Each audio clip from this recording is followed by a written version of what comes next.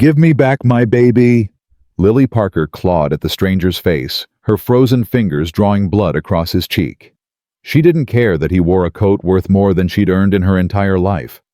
She didn't care that his 5-year-old daughter was screaming behind him. She only knew that a man she'd never seen before was holding her son. "He's dying," the man said, not flinching. "His lips are blue. If I put him down, you'll bury him by New Year's." Lily stopped fighting, because she knew he was right. What happened in the next 48 hours would force a billionaire to choose between his empire and a homeless woman he'd just met. Comment the city you're watching from, so I can see how far this story has traveled. Lily's nails raked down Daniel Brooks's face before she even fully woke up. "Get off! Get away from him!" She lunged from the frozen bench, her body moving faster than her mind. A man was kneeling over her. A man was touching Ethan. A man was taking her baby. "Miss, stop! I'll kill you!" She grabbed his arm and bit down hard. The taste of expensive wool and skin filled her mouth. "Give him back." The man didn't let go. He didn't even pull away. "Look at him." His voice cut through her panic like a blade. "Look at your son's face." Lily looked. Ethan's lips were blue. Not cold blue, death blue. The color she'd seen on her grandmother in the hospice. The color that meant time was running out. "No." The word came out as a moan. "No, no, no. I have a car 3 blocks from here. I can save him. But only if you let me." "Daddy!" A child's voice pierced the chaos. Lily spun to see a little girl in a pink coat, tears streaming down her face, pointing at her father's bleeding cheek. "Daddy, you're hurt. The lady hurt you." The man didn't acknowledge the blood dripping onto his white shirt. His eyes never left Lily's. "Your son has minutes. Maybe less. Make a decision." Lily's legs buckled. She would have collapsed into the snow if he hadn't caught her with his free arm. "Please." Her voice cracked. "Please don't take him from me. He's all I have." "I'm not taking him. I'm saving him. There's a difference." He was already moving toward the street, Ethan cradled against his chest, his ruined coat wrapped around her baby like a cocoon. "Wait." Lily stumbled after him. "Wait. I'm coming. I'm coming with you." The little girl grabbed Lily's hand as they ran. "I'm Emma. That's my daddy. He's not a bad guy, I promise. He just looks scary sometimes." Lily couldn't respond. Her eyes were locked on Ethan's tiny face, watching for any sign of movement, any flutter of breath. The black Range Rover sat at the curb like a spaceship from another world. Daniel yanked open the back door. "Get in. Hold him against your chest. Skin to skin if you can." Lily climbed in and ripped open her threadbare sweater without hesitation. Daniel placed Ethan against her bare skin, then grabbed blankets from somewhere she didn't see where and piled them over both of them. "Emma, seatbelt. Now." "But Daddy, now." The engine roared to life. Tires screamed against ice, and they were moving. Lily pressed her lips to Ethan's forehead.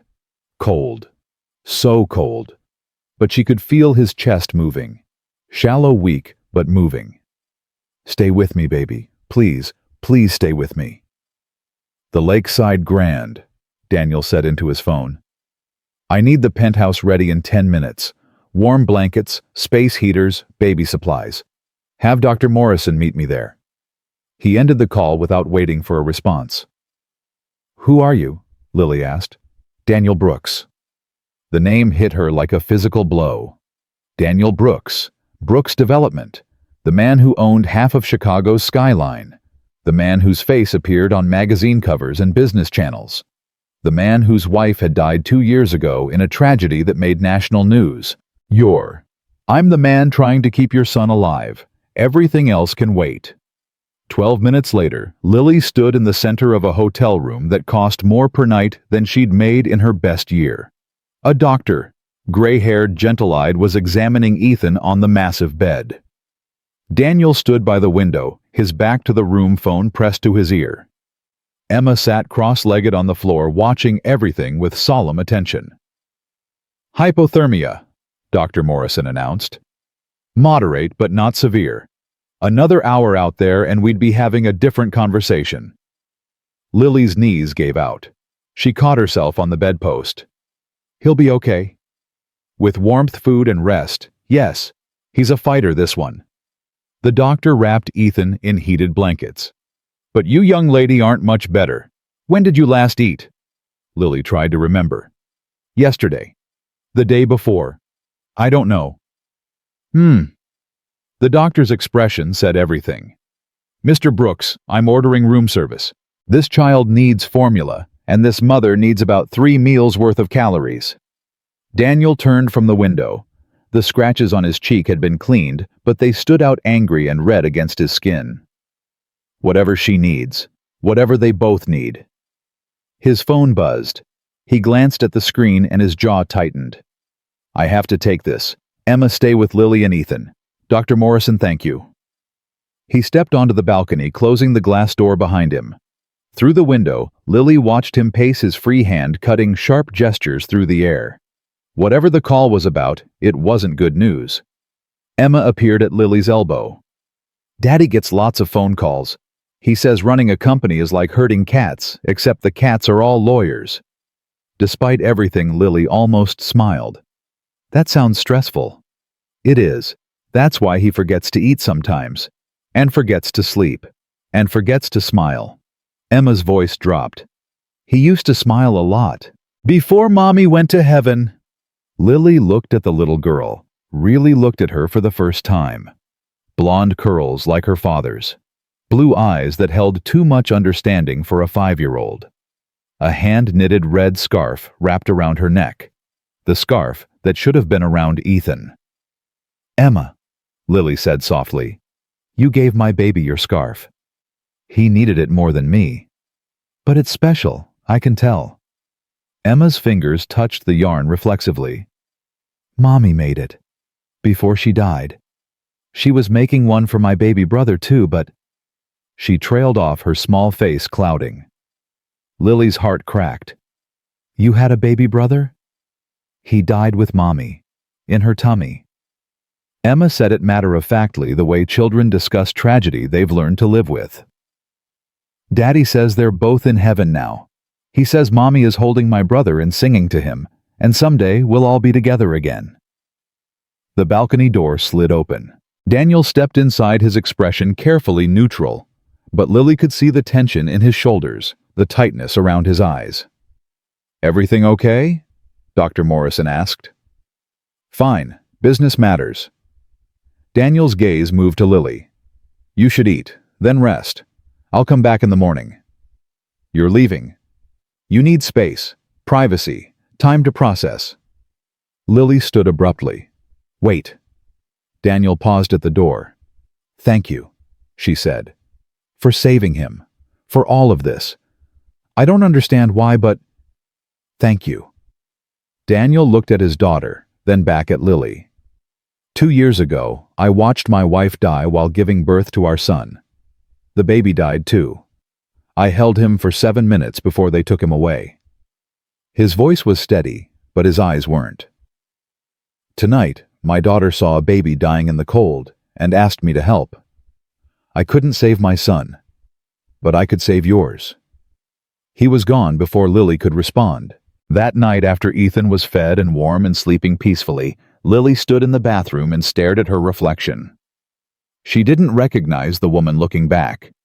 18 months ago, she'd been a nursing student with a future. Now she was a skeleton with hollow cheeks and dead eyes, standing in a billionaire's bathroom, wondering how her life had gone so catastrophically wrong. Her phone buzzed in her pocket. She flinched. She'd forgotten she even had it. The cracked screen showed a text from an unknown number. Saw you on the news tonight. The Brooks footage. Call me. We should talk. Below it was a name she didn't recognize, Marcus Crane. Lily deleted the message without responding. She had enough problems without adding mysterious strangers to the list.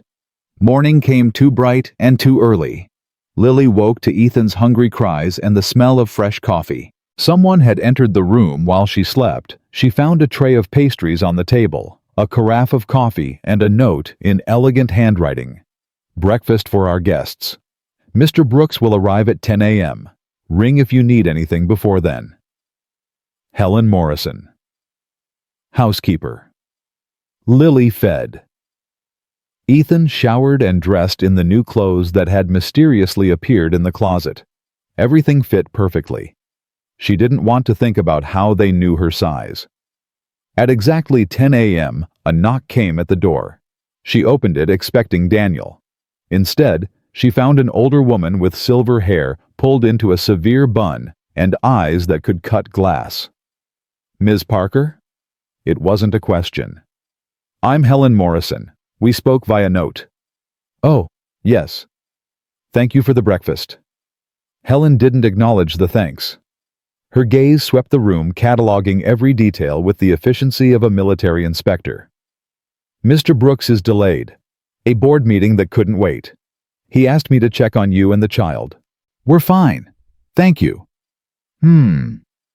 Helen's attention landed on the baby supplies scattered across the bed, the formula containers on the counter, Lily's worn coat draped over a chair. How long have you been on the streets, Ms. Parker? Lily stiffened. 4 months. And before that, Northwestern, nursing program. Something flickered in Helen's expression, surprise maybe, or reassessment. What happened? I got pregnant. The father left. My family disowned me. I lost my scholarship, my apartment, and eventually my options. And you chose to keep the child. He has a name, Ethan. Helen's lips thinned. Mr. Brooks has a generous heart. Some people mistake that for weakness. They see his compassion and assume he can be manipulated. Lily felt her spine straighten. I didn't ask for any of this. No, you didn't. Helen moved toward the door. But you're here now, and how you handle that opportunity will determine everything. Is that a warning? Helen paused, one hand on the doorknob. It's an observation, Ms. Parker. Mr. Brooks lost his wife and son 2 years ago. Emma lost her mother. They've been adrift ever since, going through motions, functioning, but not living. Her voice softened, almost imperceptibly. Last night was the first time I've seen either of them truly engaged in months. Whatever you are, whatever your intentions, you've woken something in that family. I don't have any intentions. I'm just trying to survive. Then survive well. Helen opened the door. And perhaps in doing so, you'll help them do the same. Daniel arrived at noon looking like he hadn't slept. His suit was immaculate, his hair perfectly styled, but the shadows under his eyes betrayed him. He carried a leather folder and a tension in his shoulders that hadn't been there the night before. How's Ethan? Better.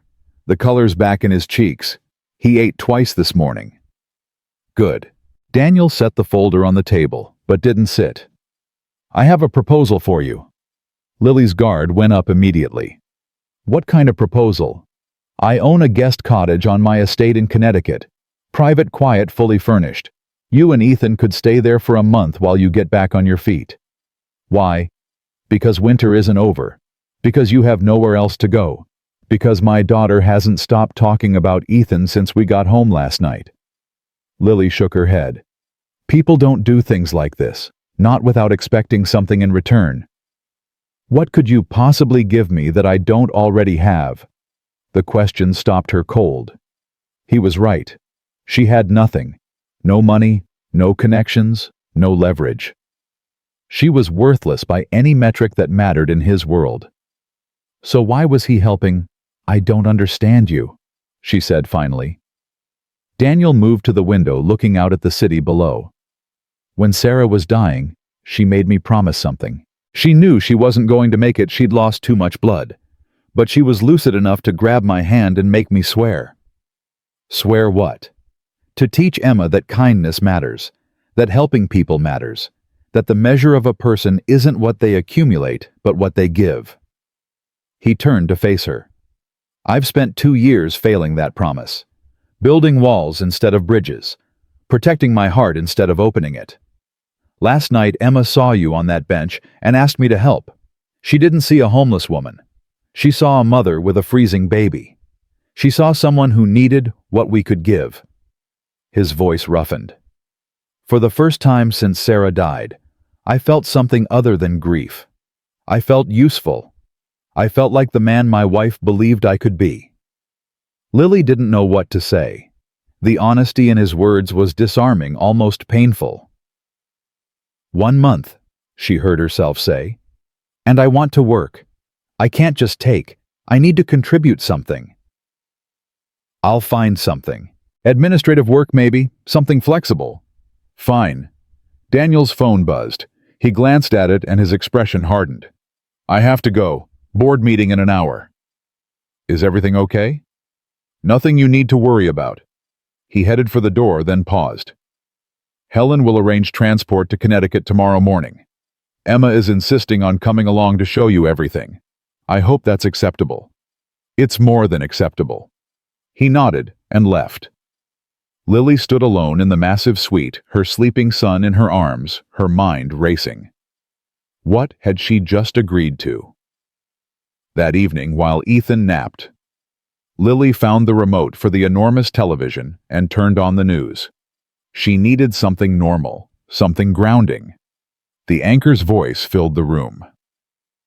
Significant developments in the ongoing battle for control of Brooks Development. Sources indicate that rival developer Marcus Crane has made a formal offer to the company's board, one that several members are reportedly considering seriously.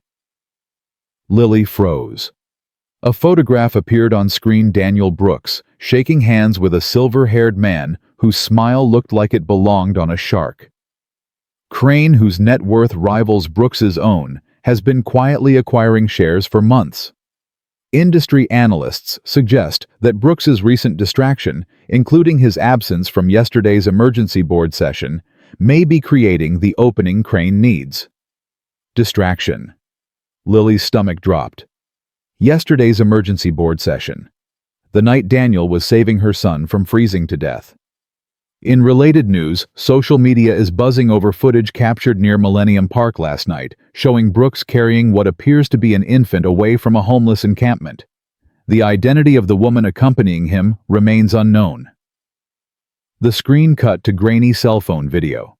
Lily watched herself stumbling through the snow, grabbing Daniel's arm, climbing into his Range Rover. She looked like a ghost.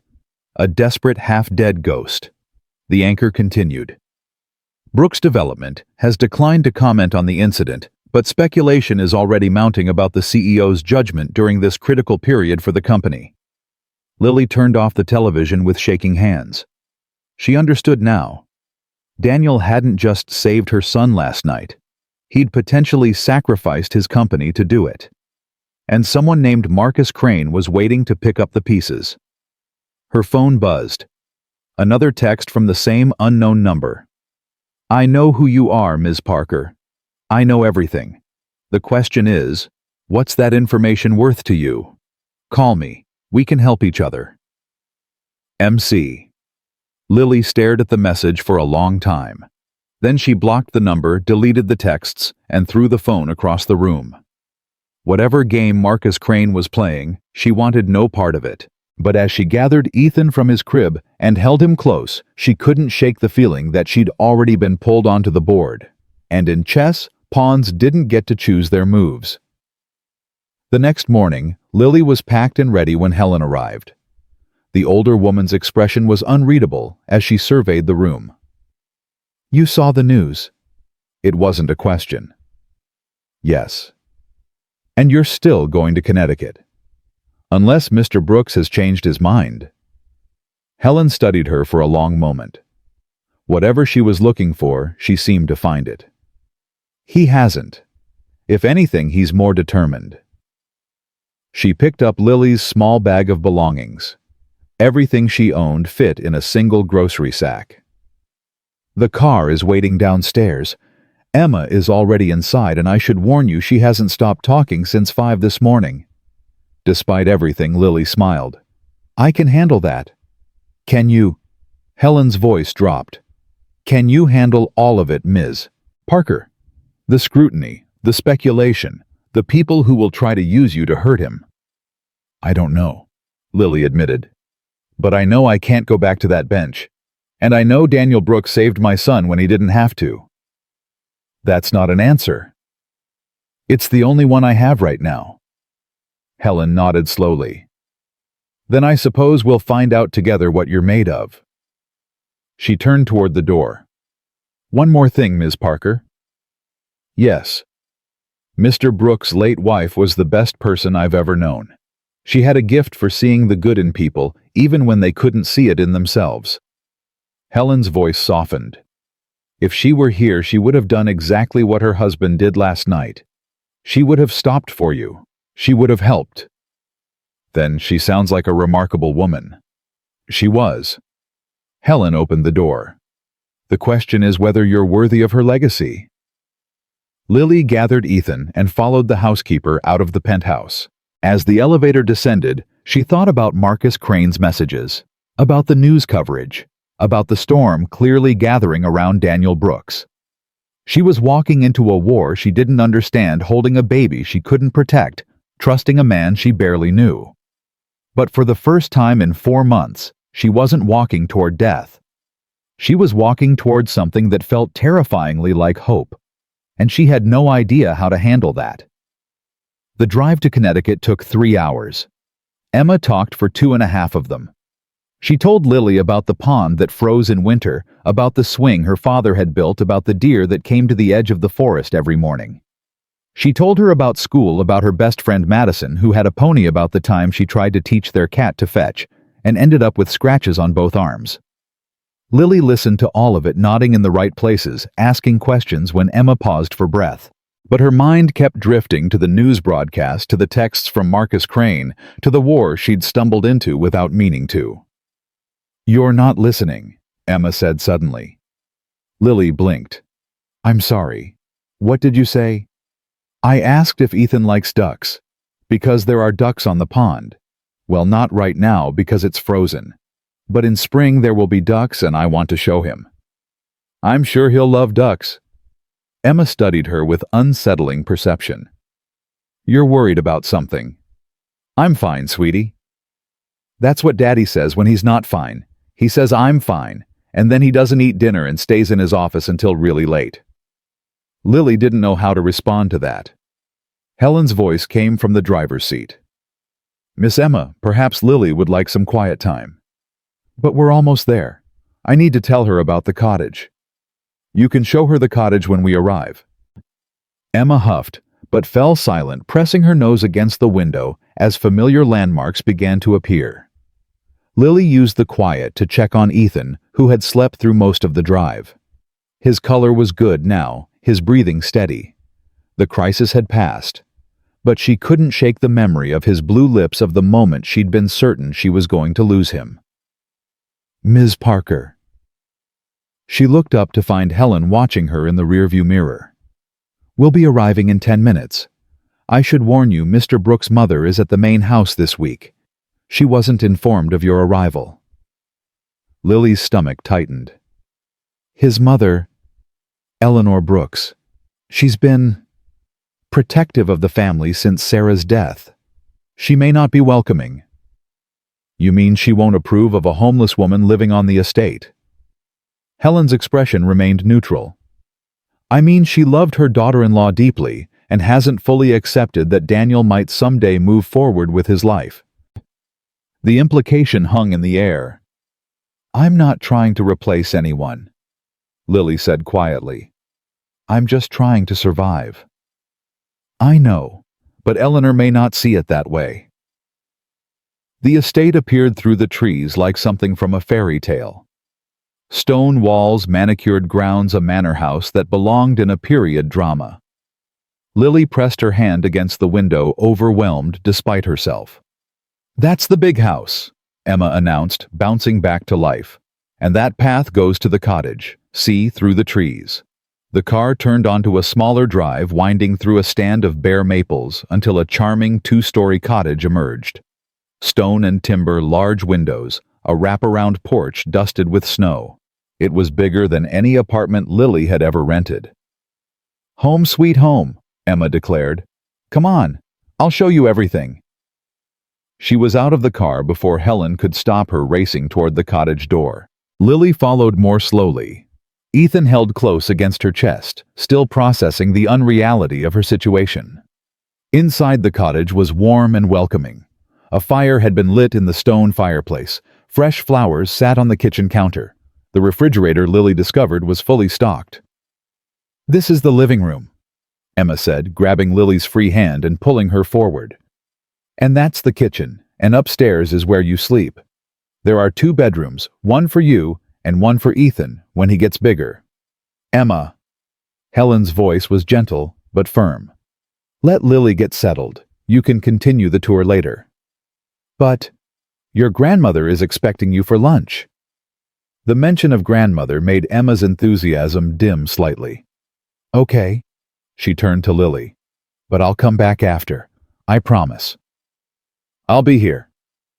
Emma threw her arms around Lily's waist in a fierce hug, then ran back to the car, already chattering to Helen about what she wanted for lunch. Lily stood alone in the cottage, her baby in her arms, surrounded by more comfort than she'd known in years. And she had no idea what to do with any of it. The first day passed in a haze. Lily explored the cottage, fed. Ethan took a bath in a tub deeper than any she'd ever seen. She found clothes in the closet new, with tags still attached, all in her size. She found baby supplies in the second bedroom, more than she could use in a month. Someone had thought of everything. That evening, as darkness fell over the estate, a knock came at the door. Lily opened it, expecting Emma or Helen. Instead, she found an elegant woman in her 60s, silver hair, perfectly styled eyes that could freeze water. "Ms. Parker." The woman's voice was ice. "I'm Eleanor Brooks. May I come in?" It wasn't really a question. Lily stepped back. "Of course." Eleanor swept into the cottage, her gaze cataloging every detail: the baby supplies on the counter, Lily's worn coat still draped over a chair, Ethan sleeping in the portable crib near the fireplace. "So you're the woman my son rescued?" "Yes, ma'am." Eleanor turned to face her. "I watched the news coverage. My son carrying a strange infant through the snow while his company faces the most serious threat in its history. Do you have any idea what that footage is doing to his reputation?" Lily kept her voice steady. "I didn't ask to be on the news." "No. You just happened to be freezing to death in a photogenic location on Christmas Eve." The cruelty of the words hit like a slap. "My son was dying," Lily said quietly. "Your son saved him. I'm sorry if that caused problems, but I won't apologize for my child being alive." Eleanor's eyes narrowed. "How old are you?" 21. "And the father?" "Gone." "Family?" "They disowned me when I refused to terminate the pregnancy." Something flickered in Eleanor's expression, surprise maybe, or reluctant respect. "So you chose your child over everything else?" "I chose to give him a chance at life. I didn't know that life would lead here." Eleanor was silent for a long moment, studying Lily with an intensity that made her want to squirm. "My daughter-in-law was like you," she said finally. "Stubborn, idealistic, certain that love could conquer any obstacle. I'm not trying to be anything like your daughter-in-law. No, Sarah would never have ended up on a bench in the first place. She was too practical for that. The barb landed exactly where it was meant to." "I made mistakes," Lily admitted. "I trusted the wrong people. I thought I could handle things I couldn't. But I'm still here. My son is still here, and I'm going to build something better for us with or without anyone's approval." Eleanor's lips thinned. Strong words from someone living off my son's charity. "It's not charity. He offered me work. I intend to earn my place here." "Do you?" Eleanor stepped closer. "And what exactly do you intend to earn, Ms. Parker?" "A job. A home. My son's affection." Lily felt heat rise in her cheeks. "I'm not after your son." "Everyone is after something. The question is whether you're honest enough to admit it." Before Lily could respond, another knock came at the door. "Mother?" Daniel's voice carried through the wood. "I know you're in there. Open the door." Eleanor's composure flickered for just a moment. Then she straightened her shoulders and moved to the door, opening it with practiced grace. Daniel, I was just introducing myself to your guest. Daniel stood on the porch, still in his business suit, exhaustion etched into every line of his face. His eyes moved from his mother to Lily, reading the tension in an instant. Lily, are you okay? I'm fine. She says that a lot, Eleanor observed. Just like you do when you're not fine. Daniel ignored his mother and stepped inside, moving directly to the crib where Ethan slept. He looks better, the color in his cheeks. He ate 3 times today. He's getting stronger. Good. Daniel finally turned to face Eleanor. Mother, I need to speak with Lily privately. I'm sure you do. That wasn't a suggestion. The standoff lasted several seconds. Then Eleanor gathered her coat with icy dignity. Ms. Parker, it was illuminating to meet you. I'm sure we'll speak again. She left without another word. Daniel watched her go, his jaw tight. Only when the sound of her footsteps faded did he turn back to Lily. I'm sorry. I didn't know she was coming. She's protective of you. I understand. She's scared. Daniel ran a hand through his hair, the gesture tired and human. Marcus Crane called her this morning. Fed her a story about my judgment being compromised, about the company being vulnerable. She drove 3 hours to interrogate the threat personally. Lily's blood ran cold. Marcus Crane called your mother? He's thorough, I'll give him that. Daniel moved to the window, looking out at the darkened grounds. The board meeting was brutal. 3 members are seriously considering his offer. They think I'm distracted, unfocused. They think what happened on Christmas Eve proves I'm not capable of leading the company through a crisis. Because you stopped to save a dying baby. Because I stopped at all. In their world, stopping is weakness. Compassion is inefficiency. Lily sat down on the couch, suddenly exhausted. I'm making things worse. You should send me away. No. Daniel. No. He turned to face her, his expression fierce. I spent 2 years doing what they expected. Being the grieving widower, the responsible CEO, the man who never let emotion interfere with business. And you know what? It got me. An empty house, a daughter who hardly smiles, and a company that still isn't safe. He crossed the room and sat across from her. That night on the bench when I picked up Ethan, something broke inside me. The wall I'd built, the numbness I'd cultivated, it cracked. And for the first time since Sarah died, I felt something other than grief. What did you feel? Purpose. His voice roughened. Like I was finally doing what I was supposed to do. Like Sarah was watching, and for once she was proud of me. Lily didn't know what to say. I'm not sending you away. Daniel continued. Not because of obligation or guilt. Because having you and Ethan here reminds me of who I'm supposed to be.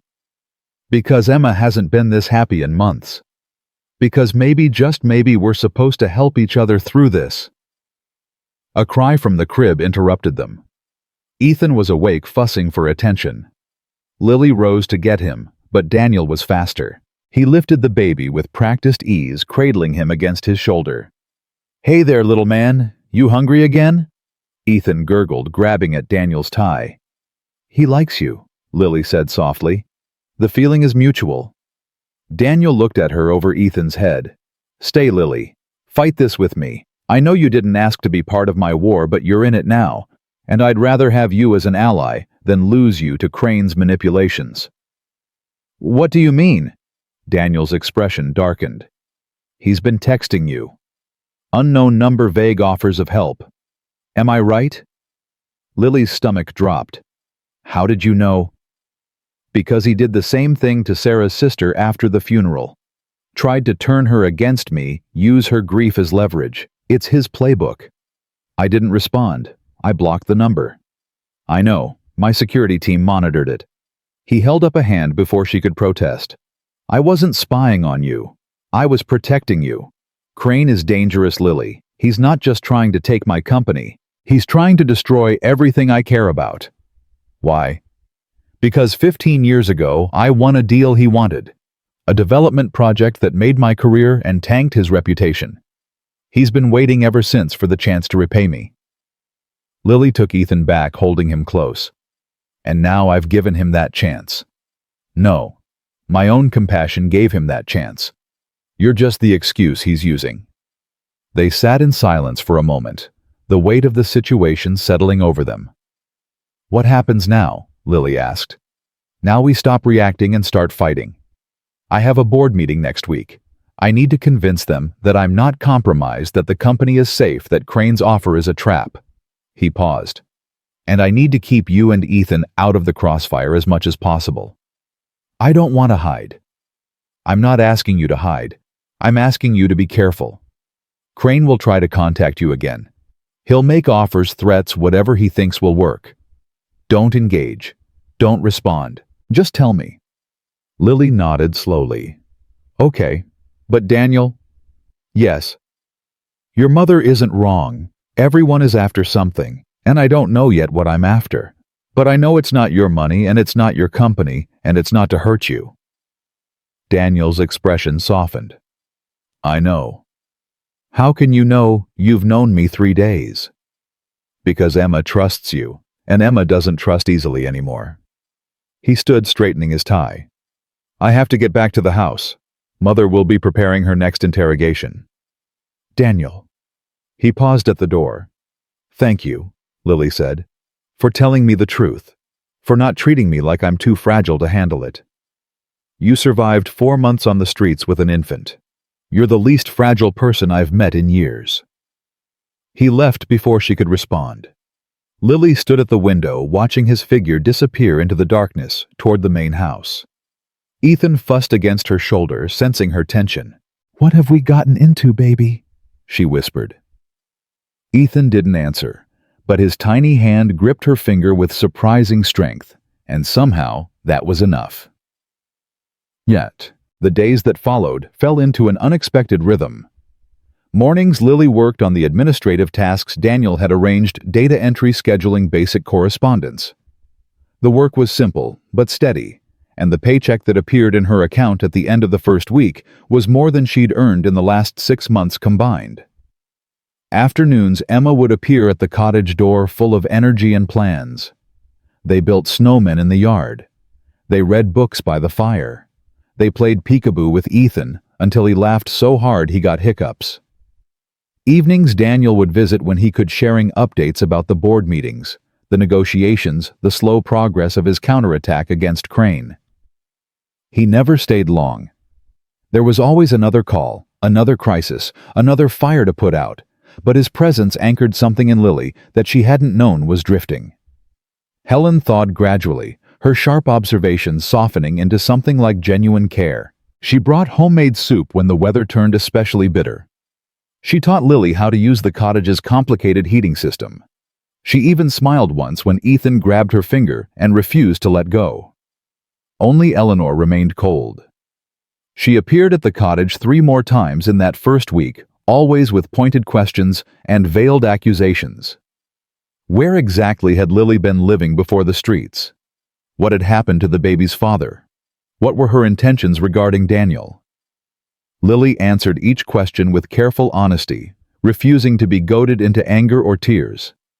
She didn't know if she was winning Eleanor's respect or just wearing down her hostility, but she wasn't going to give the woman ammunition. On the 7th day, everything changed. Lily was feeding Ethan his morning bottle when her phone rang. The caller ID showed a number she didn't recognize, but different from Crane's blocked contact. Against her better judgment, she answered. Ms. Parker. A woman's voice, brisk and professional. This is Vanessa Cole, New York Herald. I'm writing a story about Daniel Brooks and the homeless woman he rescued on Christmas Eve. I'd love to get your side of things. Lily's blood went cold. I have nothing to say. I understand your hesitation, but this is your chance to control the narrative. Right now, the story is being written without your input. People are speculating about your relationship with Mr. Brooks, about your motives, about... I said no. Ms. Parker, please. I'm not trying to ambush you, but sources close to the situation are suggesting that there's more to this story than a simple act of charity, that Mr. Brooks may have had other reasons for taking you in. What sources? A pause. I'm not at liberty to say. Then I'm not at liberty to comment. Lily hung up her hands, shaking. She called Daniel immediately. He answered on the second ring. What's wrong? A reporter just called, Vanessa Cole from the Herald. She said sources are suggesting you had reasons beyond charity for helping me. She said, where are you? The cottage. Stay there. Lock the doors. I'm coming. He arrived 15 minutes later, still in his running clothes, breathing hard from the sprint across the grounds. Tell me exactly what she said. Lily repeated the conversation word for word. Daniel's expression grew darker with each sentence. Crane, he said when she finished. He's feeding stories to the press, trying to create a scandal where none exists. What kind of scandal? Daniel hesitated. Tell me. He's suggesting that you and I are having an affair, that I found you on purpose, that the whole rescue was staged for publicity, that you're actually a paid actress hired to rehabilitate my image. Lily felt sick. That's insane. It doesn't matter if it's true. It only matters if people believe it. Daniel began pacing the small living room. If the board thinks I'm compromised by a romantic relationship, if they think I'm making decisions based on emotion rather than business, then they'll vote for Crane's offer. Exactly. Lily set down Ethan's bottle, her mind racing. So what do? We get ahead of the story. I call a press conference, introduce you, publicly explain exactly what happened on Christmas Eve. No secrets, no speculation, just the truth. You want to put me in front of cameras? I want to take away Crane's leverage. Right now you're a mystery. Mysteries are dangerous. But if you're a real person with a real story, a nursing student who fell on hard times, a mother who did everything she could to protect her son, that's not scandal. That's sympathy. Lily shook her head. I can't do that. I can't stand up in front of people and talk about the worst months of my life. I know it's asking a lot. You don't know anything. The words exploded out of her before she could stop them. You don't know what it was like, Daniel. Sleeping in doorways, begging for food, watching my baby get thinner and thinner because I couldn't feed him enough. You want me to tell that story to strangers, to have them judge me, pity me, pick apart every choice I made. She was crying now, the tears she'd held back for months, finally breaking free. I'm not the hero of this story. I'm the failure. I'm the girl who got pregnant by a man who didn't love her, who got disowned by her own parents, who ended up on a bench in the snow waiting to die. That's not sympathy. That's humiliation. Daniel crossed the room and knelt in front of her. Look at me, Lily. She shook her head, unable to meet his eyes. Look at me. Slowly, she raised her gaze. You are not a failure. His voice was fierce, certain. You are a survivor. You did everything humanly possible to keep your son alive, and you succeeded. That's not humiliation. That's heroism. It doesn't feel heroic. It feels like drowning. I know. He took her hands in his. After Sarah died, I felt like I was drowning every single day. Like the grief was going to pull me under and never let me up. But I kept going for Emma, for the company, for the promise I made. And eventually, the drowning became swimming. Not always graceful, not always strong, but forward. Always forward. Lily stared at him through her tears. When does it stop hurting? I don't know if it ever stops completely, but it changes. It becomes something you carry instead of something that carries you. He squeezed her hands. You don't have to do the press conference. I won't force you into anything. But I want you to know that I believe in you, Lily. I believe in your strength, your resilience, your worth. And I think when you're ready, other people will believe in you too. Ethan chose that moment to let out a wail of protest at being ignored. Lily laughed despite her tears. Someone's feeling left out. Daniel released her hands and went to pick up the baby. Hey, buddy, Sorry for the emotional conversation. Very rude of us." Watching him hold her son gentle and natural, as if he'd done it 1,000 times, Lily felt something shift inside her. Not romantic, not yet. Maybe not ever. But something. Trust, perhaps. Or hope. Or the beginning of believing that maybe, just maybe, things could actually get better. "I'll do it," she said. Daniel looked up. "The press conference." "Yes, but I have conditions." "Name them." "I tell my story my way. No handlers, no scripts, no coached answers. Just the truth." "Done. And after it's over, regardless of what happens, you let me decide my own future. If I want to stay, I stay. If I want to leave you, let me go without argument." Daniel's jaw tightened, but he nodded. "Done. Then let's go fight your war." He smiled, the first real smile she'd seen from him in days.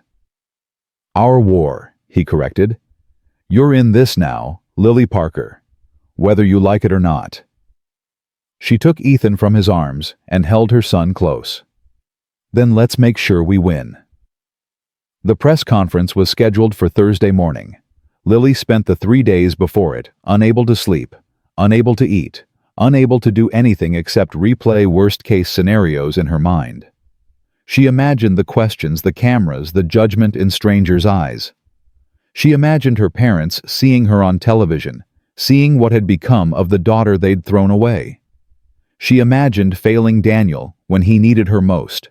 On Wednesday night, she was pacing the cottage living room at 2 a.m. when a knock came at the door. Emma stood on the porch in her pajamas, clutching a stuffed elephant. "Emma, what are you doing here? Does your father know?" "I couldn't sleep." The little girl pushed past Lily into the warmth.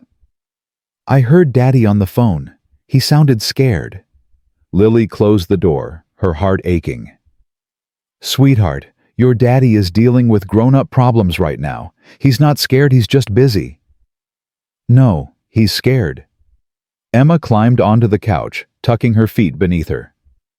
"He sounds like he did when Mommy was in the hospital, before she went to heaven." Lily sat down beside her, unsure what to say. "Are you scared too?" Emma asked. "Yes," Lily admitted. "Very scared." "About tomorrow? The thing with the cameras. How do you know about that?" "Helen told Grandma and Grandma got really mad. She said Daddy was making a fool of himself." Emma hugged her elephant tighter.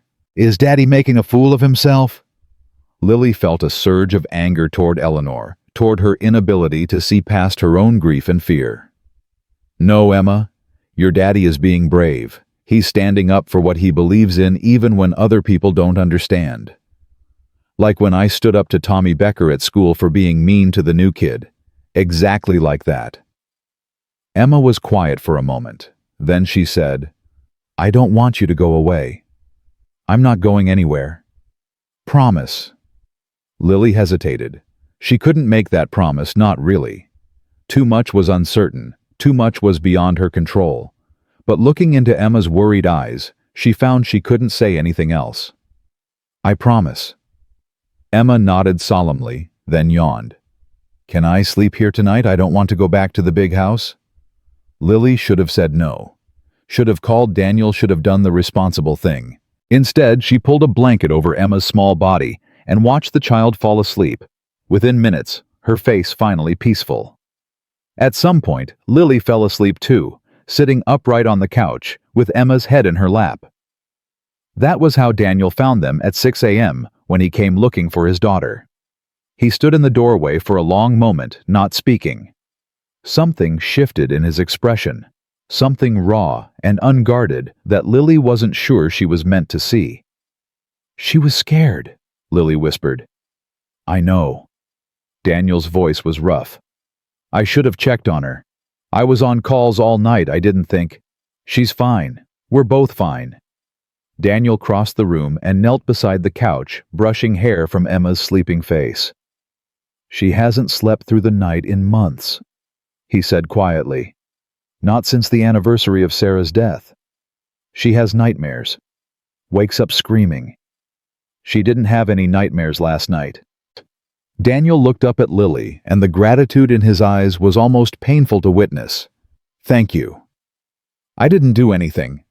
You were here. Sometimes that's everything." The press conference was held at Brooks Development Headquarters, a glass tower in downtown Chicago that made Lily feel small and insignificant. She'd dressed carefully in clothes Helen had selected professional, but not flashy, approachable, but not pitiable. She'd practiced her statement until she could recite it in her sleep. None of it helped the terror clawing at her chest. "You don't have to do this," Daniel said, reading her expression as they waited in a private room off the main lobby. "We can call it off, find another way." "There is no other way." Lily straightened her shoulders. "And I'm not letting Crane win. This isn't about Crane." "Yes, it is." She turned to face him. "He wants to destroy you. He wants to use me to do it. If I hide, he wins. If I run, he wins. The only way he loses is if I stand up and prove that his story is a lie." Daniel studied her for a long moment. "You've changed."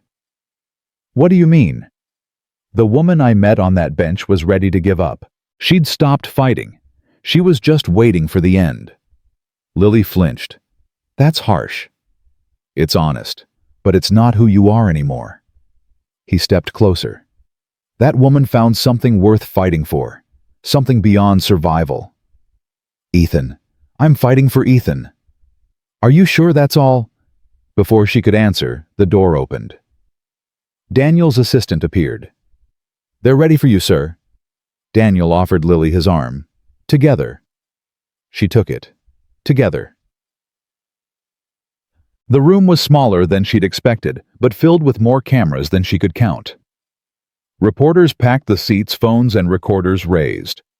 In the back, Lily spotted a familiar face, Vanessa Cole, the reporter who'd called her. The woman's expression was hungry, expectant. Daniel approached the podium, Lily beside him. The room fell silent. "Thank you all for coming." Daniel's voice was steady, commanding. "I know there's been speculation about the events of Christmas Eve and the woman who's been staying on my property. I'm here to address that speculation directly." He turned to Lily. "This is Lily Parker.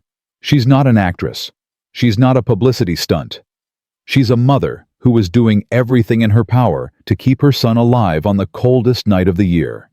What happened when I found her was not planned, staged, or calculated. It was simply the right thing to do." The questions erupted immediately. "Mr. Brooks, are you in a romantic relationship with Ms. Parker? Is it true she was a nursing student before becoming homeless? What's your response to allegations that you're using this situation to distract from company troubles?"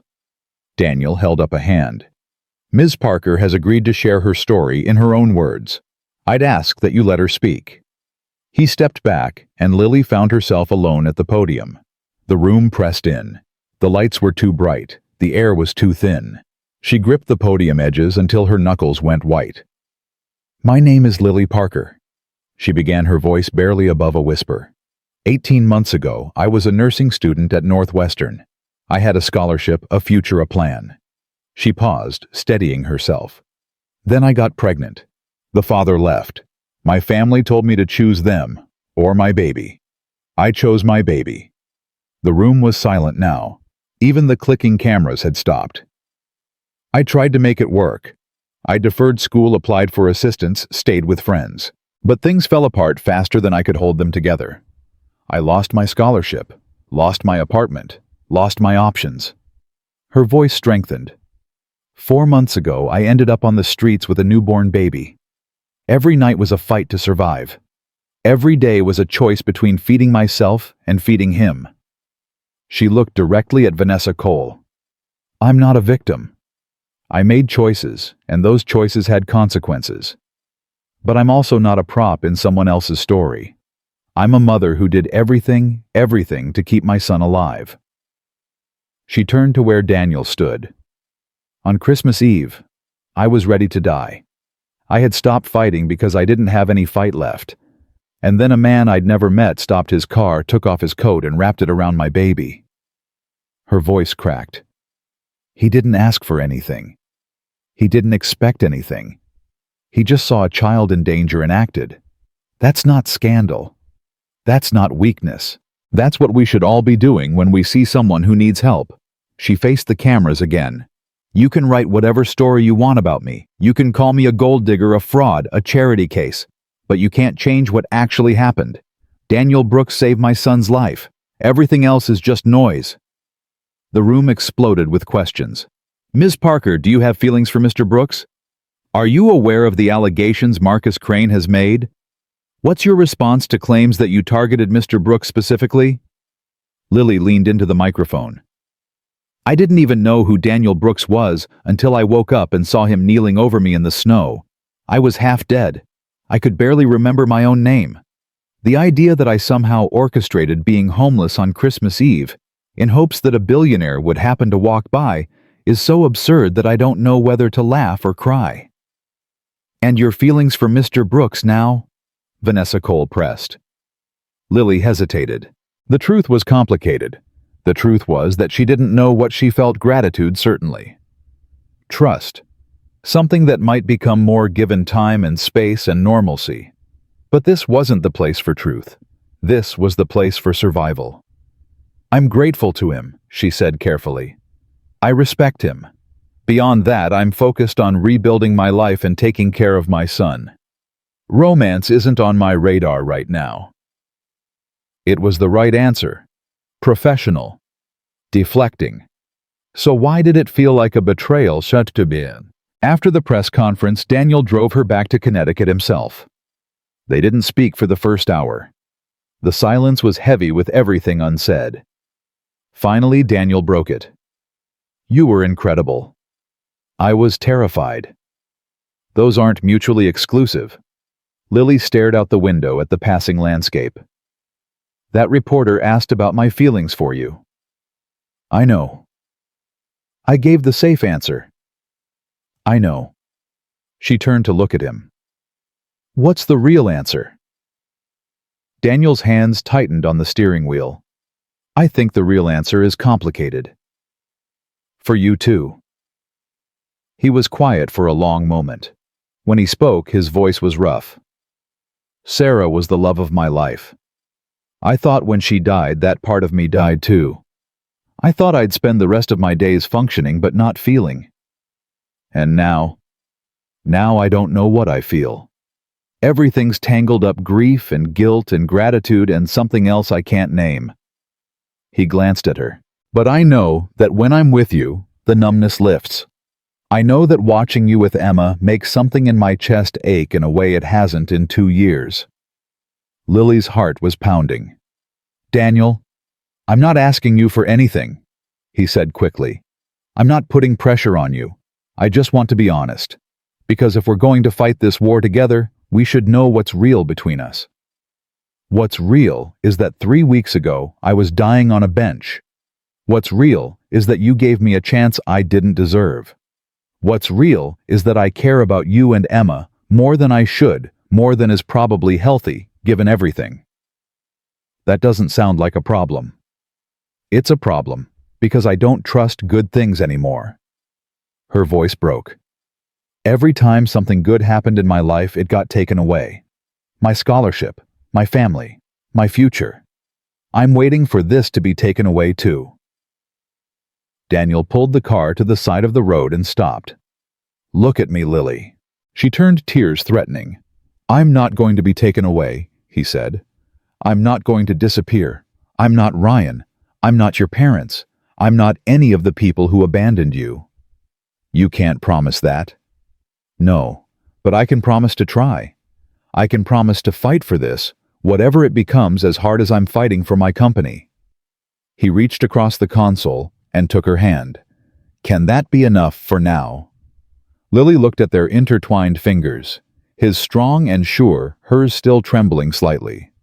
For now, she whispered.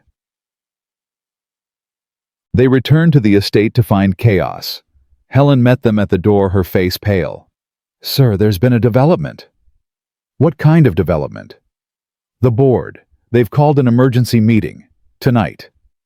Daniel's expression hardened. On what grounds? Crane presented new evidence. I don't know the details, but Eleanor is in the study. She's been on calls all afternoon. Daniel moved past Helen without another word. Lily followed Ethan's carrier in hand. They found Eleanor in Daniel's study, surrounded by papers, phone pressed to her ear. Tell them the vote can't proceed until Daniel is present. This is a hostile action and I won't. She looked up and saw her son. Something in her face shifted: relief, fear, determination. He's here now. I'll call you back. She hung up. What happened? Daniel demanded. Crane leaked documents, financial records from 2 years ago, right after Sarah's death. He's claiming you embezzled funds during your grief period, used company money for personal expenses. Lily felt the blood drain from her face. Embezzlement. That wasn't just a business attack. That was criminal. That's a lie. Daniel said, his voice flat. Every expense from that period was documented and approved. I know, but Crane has doctored records that suggest otherwise. He's presenting them to the board tonight, calling for your immediate removal as CEO pending investigation. He can't do that without my presence. He can if the board declares you mentally unfit to lead. Eleanor's voice was bitter. He's using the press conference against you, saying your judgment is compromised, that you're making decisions based on emotion rather than business sense. Daniel laughed, a harsh sound without humor. So saving a dying baby proves I'm mentally unfit? In Crane's narrative, yes. Combined with the embezzlement allegations, it paints a picture of a man in crisis, incapable of leading a major corporation. Daniel began pacing, his movements sharp with controlled fury. When's the meeting? 8 o'clock. He checked his watch. That gives me 4 hours. To do what? To find the real records, to prove the documents are forged, to destroy Crane before he destroys me. Eleanor stood. Daniel, this is exactly what he wants. You reactive, emotional, making mistakes under pressure. What would you have me do? Roll over and let him take everything? I would have you think clearly. Eleanor's voice rose. I would have you remember that you're fighting for more than just a company. You're fighting for Emma's future, for Sarah's legacy, for everything we've built. You think I don't know that? I think you've been distracted. Eleanor's gaze flicked to Lily. I think your priorities have shifted in ways that are making you vulnerable. Lily felt the accusation like a physical blow. This isn't Lily's fault, Daniel snapped. Crane has been planning this for years. She's just the excuse he's using. Then perhaps you should remove the excuse. The words hung in the air, cold and cutting. Daniel went very still. What are you suggesting, Mother? I'm suggesting that if Ms. Parker and her child were to leave temporarily quietly, it would take away Crane's ammunition. The narrative falls apart without her. No. Daniel. No. His voice was ice. I won't sacrifice her to save myself. That's exactly what Crane expects. That's exactly what he wants. Eleanor's expression cracked. And what about Emma? What happens to your daughter if you lose everything? Emma will have a father who didn't abandon someone in need. Emma will have a father who kept his promise to her mother. Daniel stepped closer to Eleanor. Sarah would be ashamed of you right now. She would be horrified that you're suggesting we throw a young mother and her baby to the wolves to preserve our comfort. Eleanor recoiled as if struck. Don't you dare invoke Sarah. She was my wife. I'll invoke her whenever I want. Daniel's voice shook with barely controlled emotion. And I'll tell you something else. If Sarah were here, she'd be holding Lily's hand right now. She'd be fighting for her. Because that's who she was. That's who we're supposed to be. The silence that followed was deafening. Finally, Eleanor spoke, her voice barely a whisper. I'm trying to protect this family. So am I. We just disagree on what protection looks like. Lily stepped forward, her heart pounding. I'll go. Both Daniel and Eleanor turned to stare at her. If me leaving helps? No. Daniel crossed to her in 2 strides. Absolutely not. Daniel, your mother is right. I'm the excuse. If I remove myself, then Crane wins. He proves that we can be manipulated, that he can dictate our actions through pressure, and next time when he wants something else, he'll use the same playbook. But Emma would never forgive me if I sent you away, and I would never forgive myself. Lily's eyes burned. I can't let you lose everything because of me. Daniel took her face in his hands, forcing her to meet his eyes. Listen to me. You are not a liability. You are not a burden. You are the reason I remembered what it means to be human. And I will not let Marcus Crane take that away. A small voice from the doorway made them all freeze. Daddy. Emma stood there in her school uniform backpack, still on tears streaming down her face. Emma. Daniel released Lily immediately. Sweetheart, what's wrong? Tommy Becker's mom told everyone at school. She said Lily is a bad person and you're going to lose everything because of her, and we're going to be poor and have to move away. She ran to her father and buried her face in his chest. I don't want to move away. I don't want Lily to leave. Please, Daddy, please don't let the bad people win. Daniel held his daughter, his eyes meeting Lily's over Emma's shaking head. In that moment, something crystallized for Lily. She had spent her whole life being the person things happened to. The person who got left behind, thrown away, forgotten. The person who survived, but never fought. That ended now. Emma. Lily knelt beside them, her voice steady despite the chaos in her heart. Look at me, sweetie. Emma turned her face blotchy with tears. I'm not going anywhere. And your daddy isn't going to lose. You know why. Why?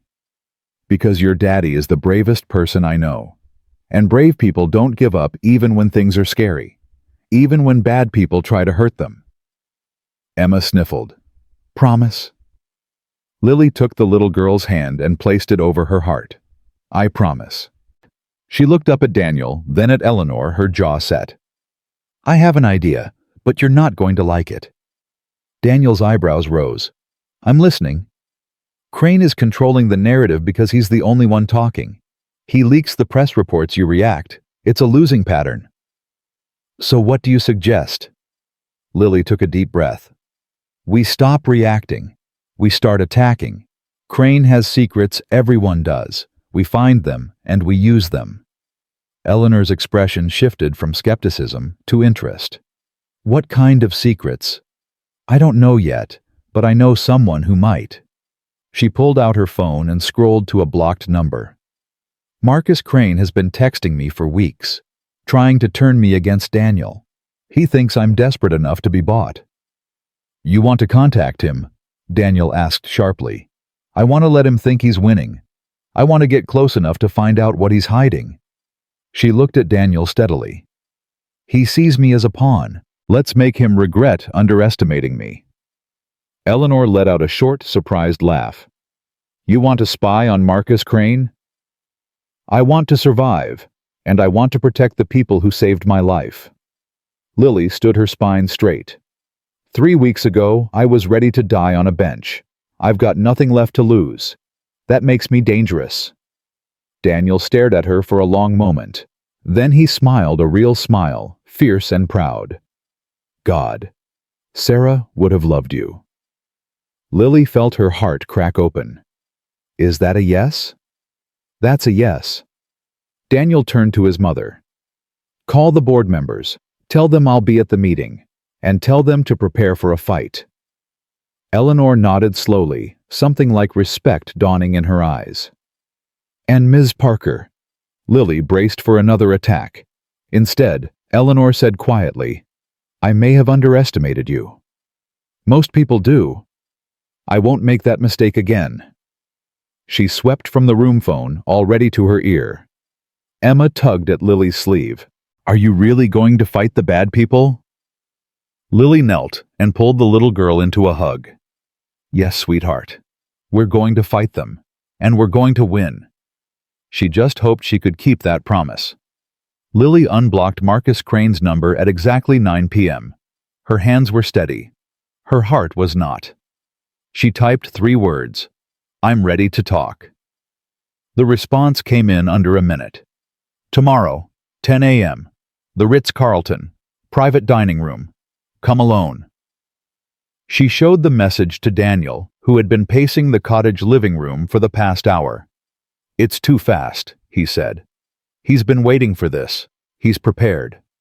Good. Let him think he's in control.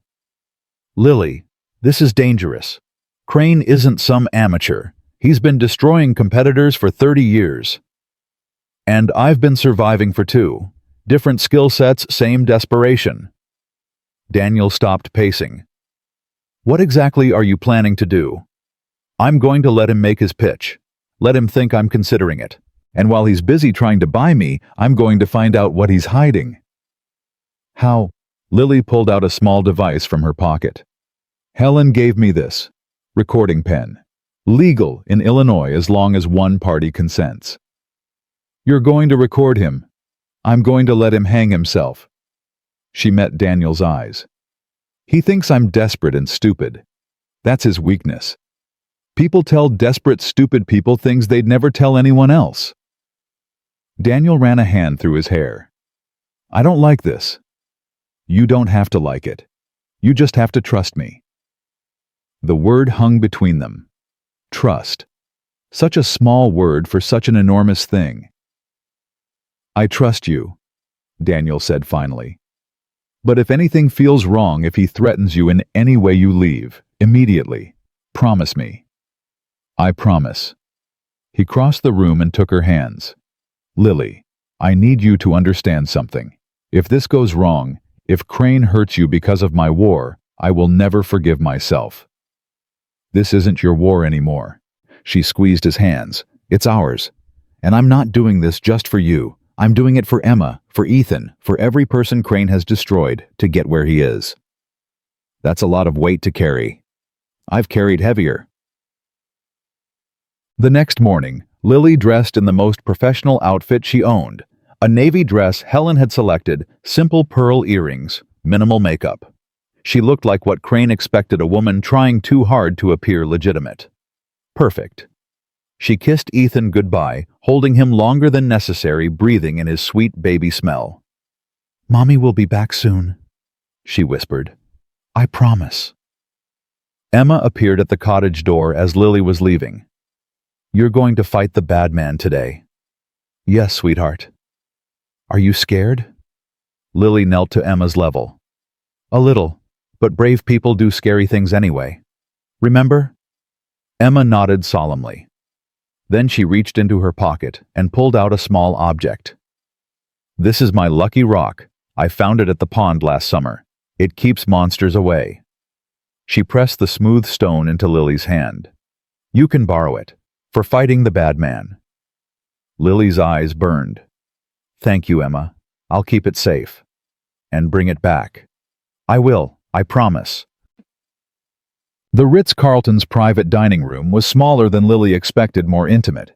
Marcus Crane sat at a table set for 2, a cup of coffee already in front of him. He looked exactly like his photographs, silver hair, expensive suit, smile that never reached his eyes. Ms. Parker. He rose as she entered, extending his hand. Thank you for coming. Lily shook his hand briefly. His grip was cold, controlled. Thank you for meeting with me. Please sit. Coffee, tea. Something stronger. Coffee is fine. A waiter appeared, poured, disappeared. Crane watched her the entire time, his gaze calculating. You look different from the photographs, he said. More composed, more substantial. Photographs don't capture everything. No, they don't. He leaned back in his chair. I have to admit I was surprised when you reached out. I expected you to stay loyal to Brooks until the bitter end. Loyalty is a luxury I can't afford. Ah. Crane's smile widened. Now we're getting somewhere.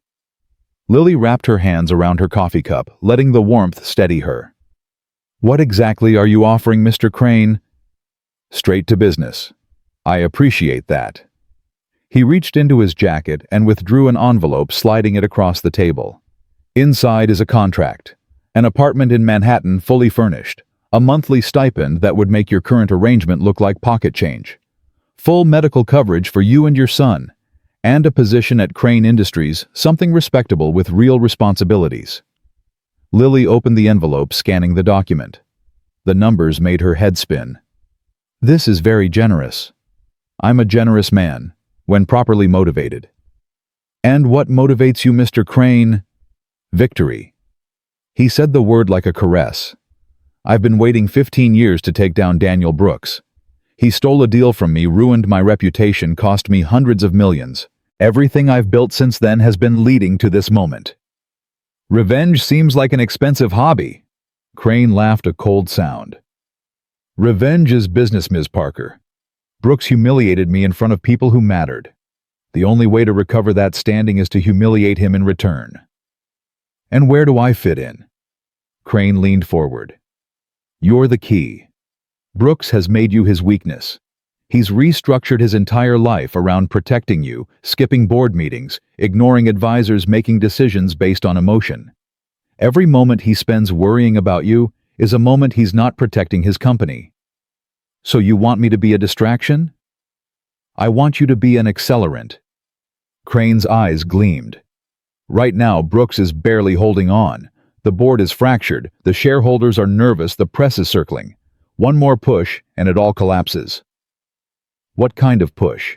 Crane smiled. I want you to testify that your relationship with Brooks is romantic, that he's been financially supporting you in exchange for companionship, that his judgment has been compromised by personal entanglements. Lily felt her stomach turn. You want me to destroy him? I want you to tell the truth, Ms. Parker. Isn't it true that Brooks has been treating you as more than just a charity case? Isn't it true that there are feelings involved, feelings that cloud his judgment? The recording pen felt heavy in her pocket. She needed him to say more, to incriminate himself further. What happens to Brooks after I testify? The board removes him as CEO. I acquire the company at a significant discount. Brooks retreats to lick his wounds, and within 5 years, no one remembers his name. And his daughter? Crane waved a dismissive hand. Children are resilient. She'll adapt. The casual cruelty of his words made Lily's blood run cold. Emma wasn't even a consideration to him. Just collateral damage in his quest for revenge. What about the embezzlement allegations? She asked. The documents you leaked to the board? Crane's expression flickered. I don't know what you're talking about. Come on, Mr. Crane. We both know those documents were forged. You're too smart to think I'd believe otherwise. A long pause. Crane studied her, reassessing. You're more clever than I gave you credit for. I was a straight-A nursing student before my life fell apart. Intelligence doesn't disappear just because circumstances change. Crane nodded slowly. Fair point. Yes, the documents were enhanced. Brooks's actual records are clean, but by the time anyone proves that, I'll already own the company. Isn't that fraud? It's business. Crane leaned back, completely relaxed. The law moves slowly, Ms. Parker. By the time any investigation concludes, the damage will be done, and I'll have an army of lawyers to handle the consequences. Lily had what she needed. Crane had just admitted on record to forging documents and orchestrating a fraudulent takeover.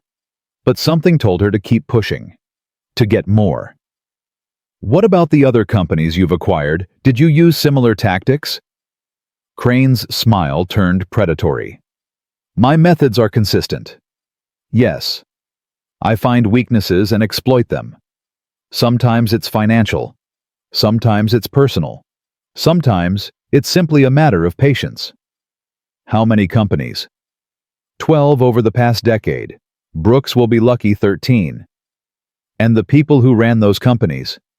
What happened to them? Crane shrugged. Some rebuilt elsewhere. Some disappeared into obscurity. A few... He trailed off, something dark crossing his face. A few what? Let's just say not everyone handles failure gracefully. The implication was clear. People had been destroyed. Maybe worse. Lily's hand trembled slightly as she reached for her coffee. "You're hesitating," Crane observed, having second thoughts. "I'm weighing my options." "There are no options, Ms. Parker. There's only this." He tapped the contract. "Everything else leads to the same place, you alone back on the streets with a baby you can't feed. Is that what you want?" "What I want is security for my son." "Then sign. Take the money. Testify against Brooks, and walk away with your future secured." Lily looked at the contract, then at Crane. "I need time to think." "You have 24 hours. After that, the offer expires, and I find other ways to accomplish my goals." His voice hardened. "Ways that might not be as pleasant for you." "Is that a threat?" "It's a promise." Crane stood buttoning his jacket. "You've survived this long because you're smart, Ms. Parker. Be smart now. Choose the winning side." He walked out without looking back. Lily sat alone in the private dining room, her hand pressed against the recording pen in her pocket. She had enough to destroy him.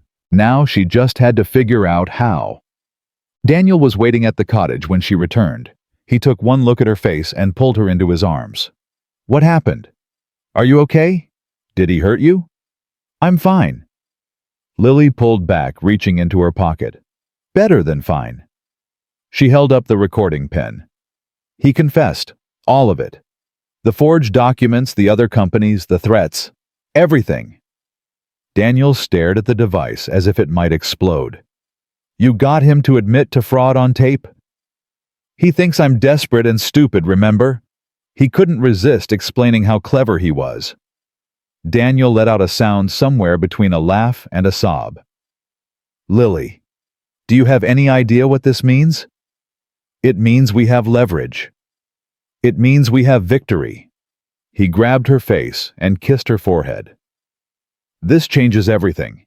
I can take this to the board, to the authorities, to—" "Wait." Lily placed a hand on his chest. "We need to think about this carefully." "Think about what?" "We have proof of criminal activity.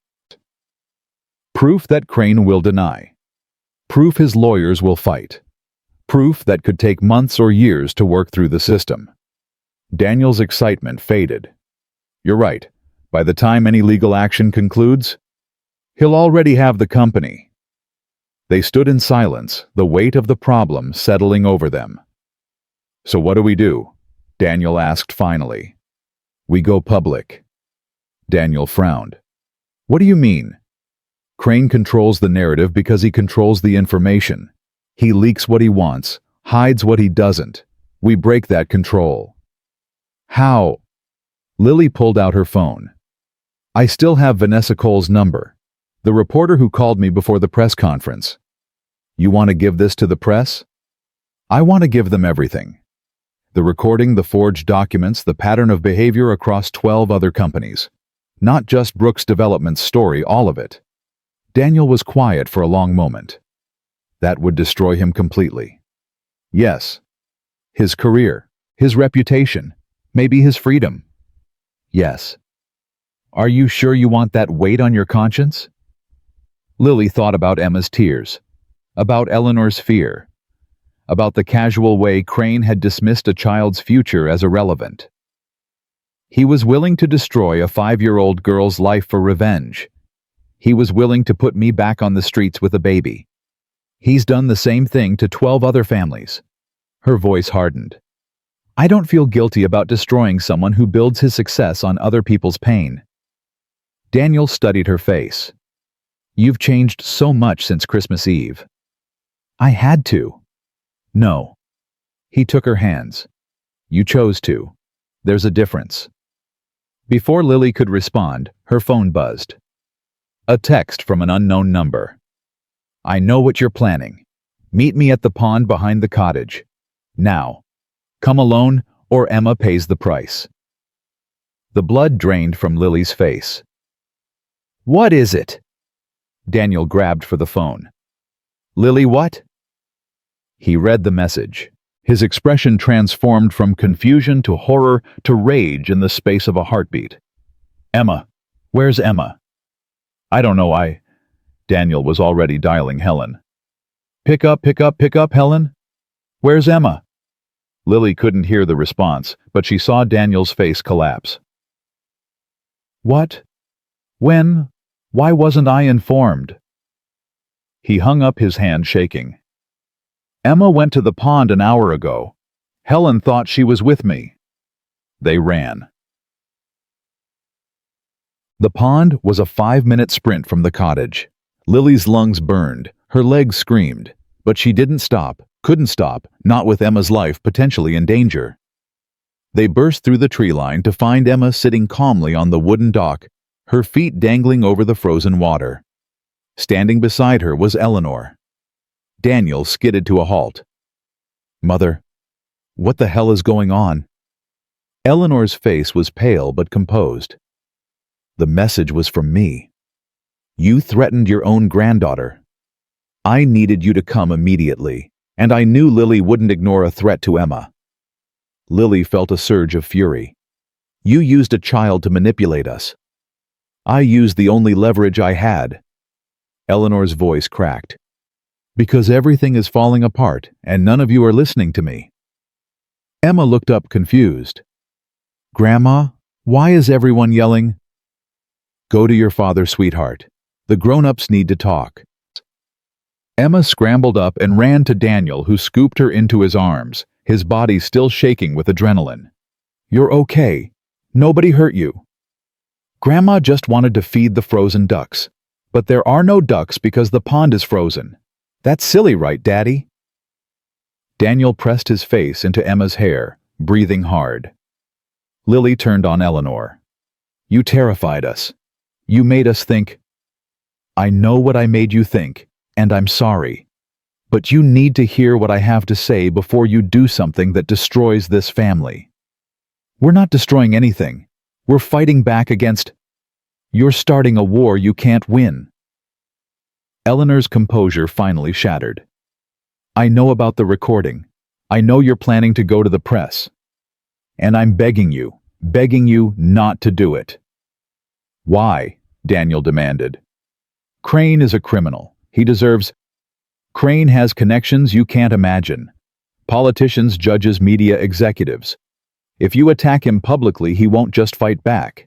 He'll annihilate you. All of you. He's already trying to annihilate us. No, he's trying to take your company. That's different. What you're planning will make it personal, and when it's personal, Crane doesn't play by any rules. Lily felt cold, despite the exertion. What do you mean? Eleanor's eyes were haunted. 20 years ago, a man named Richard Townsend tried to expose Crane's business practices. He had evidence. Good evidence. He went to the press, just like you're planning. What happened? His wife died in a car accident 3 months later. His son developed a mysterious illness that bankrupted the family. Townsend himself had a mental breakdown and spent the rest of his life in an institution. The words hung in the frozen air. Are you saying Crane killed someone? Daniel asked. I'm saying Crane makes problems disappear. And the people who create those problems tend to have very bad luck. Eleanor's voice dropped. I can't prove anything. No one can. That's how he operates. But I've watched this man for 30 years, and I'm telling you, if you attack him publicly, he won't just take the company. He'll take everything. Emma, Ethan, your lives. Lily thought about Crane's cold smile, about the casual way he'd mentioned people who didn't handle failure gracefully, about the 12 companies he'd destroyed before Brooks' development. So what do we do? She asked quietly. Let him win. Eleanor shook her head. We find another way. A way that doesn't put targets on your backs. What other way? He's already... There's a board meeting tonight. Crane is presenting his final offer calling for a vote. If we can delay that vote by time, we can find a legal avenue that doesn't involve public warfare. We've tried legal avenues. His lawyers are better than ours. His lawyers are better than Daniel's lawyers. Eleanor turned to Lily. But they're not better than the truth. And they're not better than a mother fighting for her child. What are you suggesting? Eleanor took a deep breath.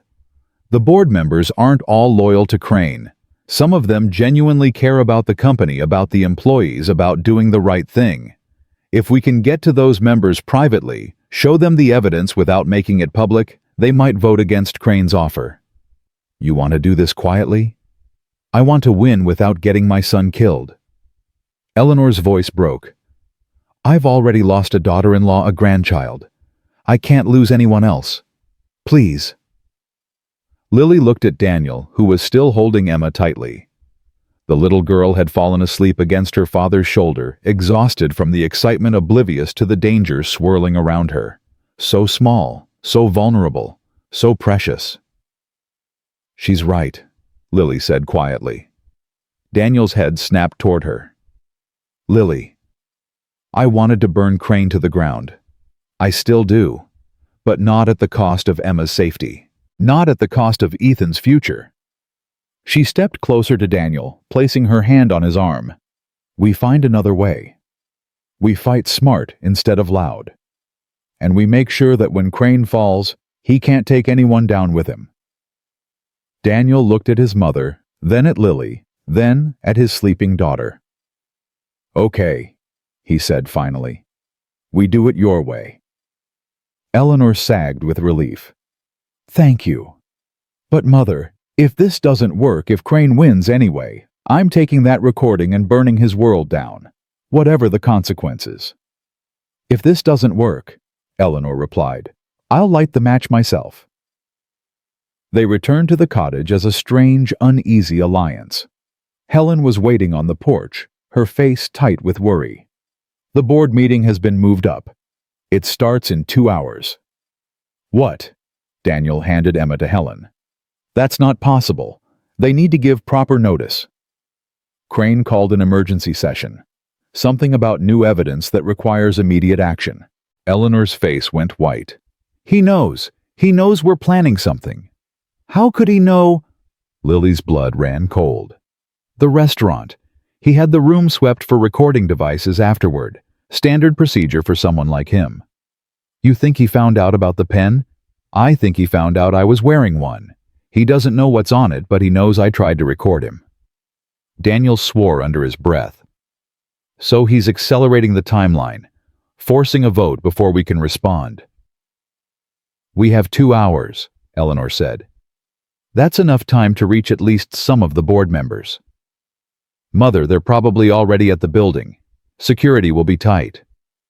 Then we go to the building. Eleanor's spine straightened. We walk in there and we fight, together. Lily thought about the recording in her pocket, about the promises she'd made to Emma, about the life she was trying to build from the ashes of the one she'd lost. No, she said. Everyone turned to stare at her. No? Going to the building is what Crane expects. He's probably already prepared for it. Security to keep us out, board members isolated, everything controlled. She took a breath. But there's something he doesn't expect, something he can't prepare for. What? Lily looked at Daniel. Me. Walking in there alone, asking to speak to the board directly. Absolutely not. Think about it. Crane's whole narrative is that I'm a manipulator, a gold digger, someone using you for money and status. If I walk in there alone, vulnerable with nothing to gain, and I tell them the truth about what he offered me, what he threatened, it undermines everything. He'll destroy you. He'll try. Lily lifted her chin. But I've been destroyed before. I survived. I can survive again. Daniel grabbed her shoulders. I can't let you do this. It's not your choice. She met his eyes steadily. I've spent my whole life letting other people make my choices. My parents chose to throw me out. Ryan chose to abandon me. Circumstance chose to put me on that bench. She placed her hand over his heart. But this choice is mine, and I choose to fight. The silence stretched between them. Finally, Daniel released her shoulders. His hands moved to cup her face. If you walk into that room, he said quietly, I need you to know something first. What? I love you. The words hit Lily like a wave, unexpected, overwhelming, terrifying. Daniel. I know the timing is terrible. I know there's a war going on and everything is chaos. But I need you to know before you walk into that fight that you're not just some woman I rescued. You're not charity or obligation or convenience. His thumbs brushed away tears she hadn't realized were falling. You're the woman who reminded me how to feel. You're the woman my daughter adores. You're the woman who made me believe that second chances are real. I don't know how to do this, Lily whispered. I don't know how to be loved without waiting for it to be taken away. Then we'll figure it out together. After you win this fight, after we destroy Crane, after everything settles. He pressed his forehead to hers. Just come back to me. That's all I ask. Lily closed her eyes, memorizing the feeling of his hands on her face, his breath mingling with hers. I'll come back, she promised.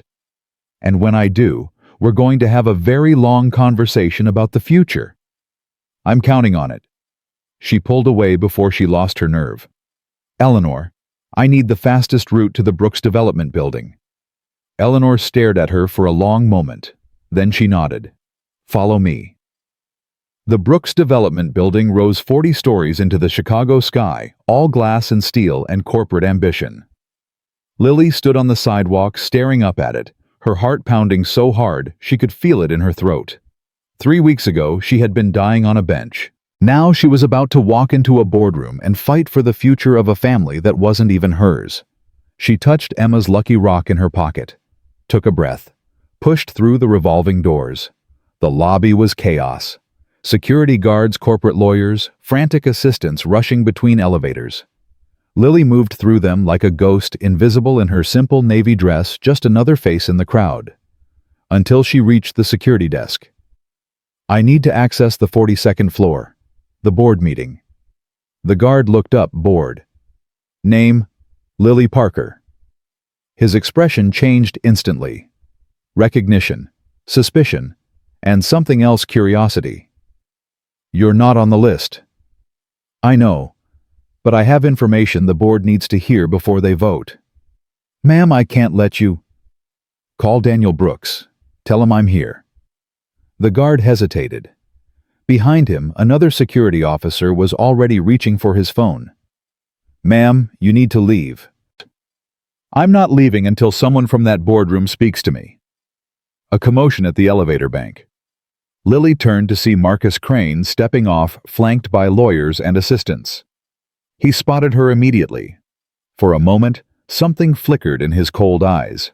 Surprise, then amusement. Ms. Parker? He approached with the confidence of a man who owned the building and soon might. I didn't expect to see you here. I came to speak to the board. That won't be possible. This is a closed meeting. Then open it. Crane laughed. You have spirit, I'll give you that. It's a shame you chose the wrong side. I chose the only side that matters, the truth. The amusement drained from Crane's face. The truth is what I decide it is. That's how power works. No. Lily stepped closer to him, refusing to be intimidated. That's how bullies work. And bullies always fall eventually. Crane's jaw tightened. Security, remove her. 2 guards moved toward Lily. She didn't flinch. You can throw me out, but you can't stop what's coming. Nothing is coming except my victory. Are you sure about that? Something in her voice made Crane pause. The guards stopped uncertain. What do you think you know? Crane asked quietly. I know about the forged documents. I know about the 12 other companies. I know about Richard Townsend and what happened to his family. Crane's face went completely still.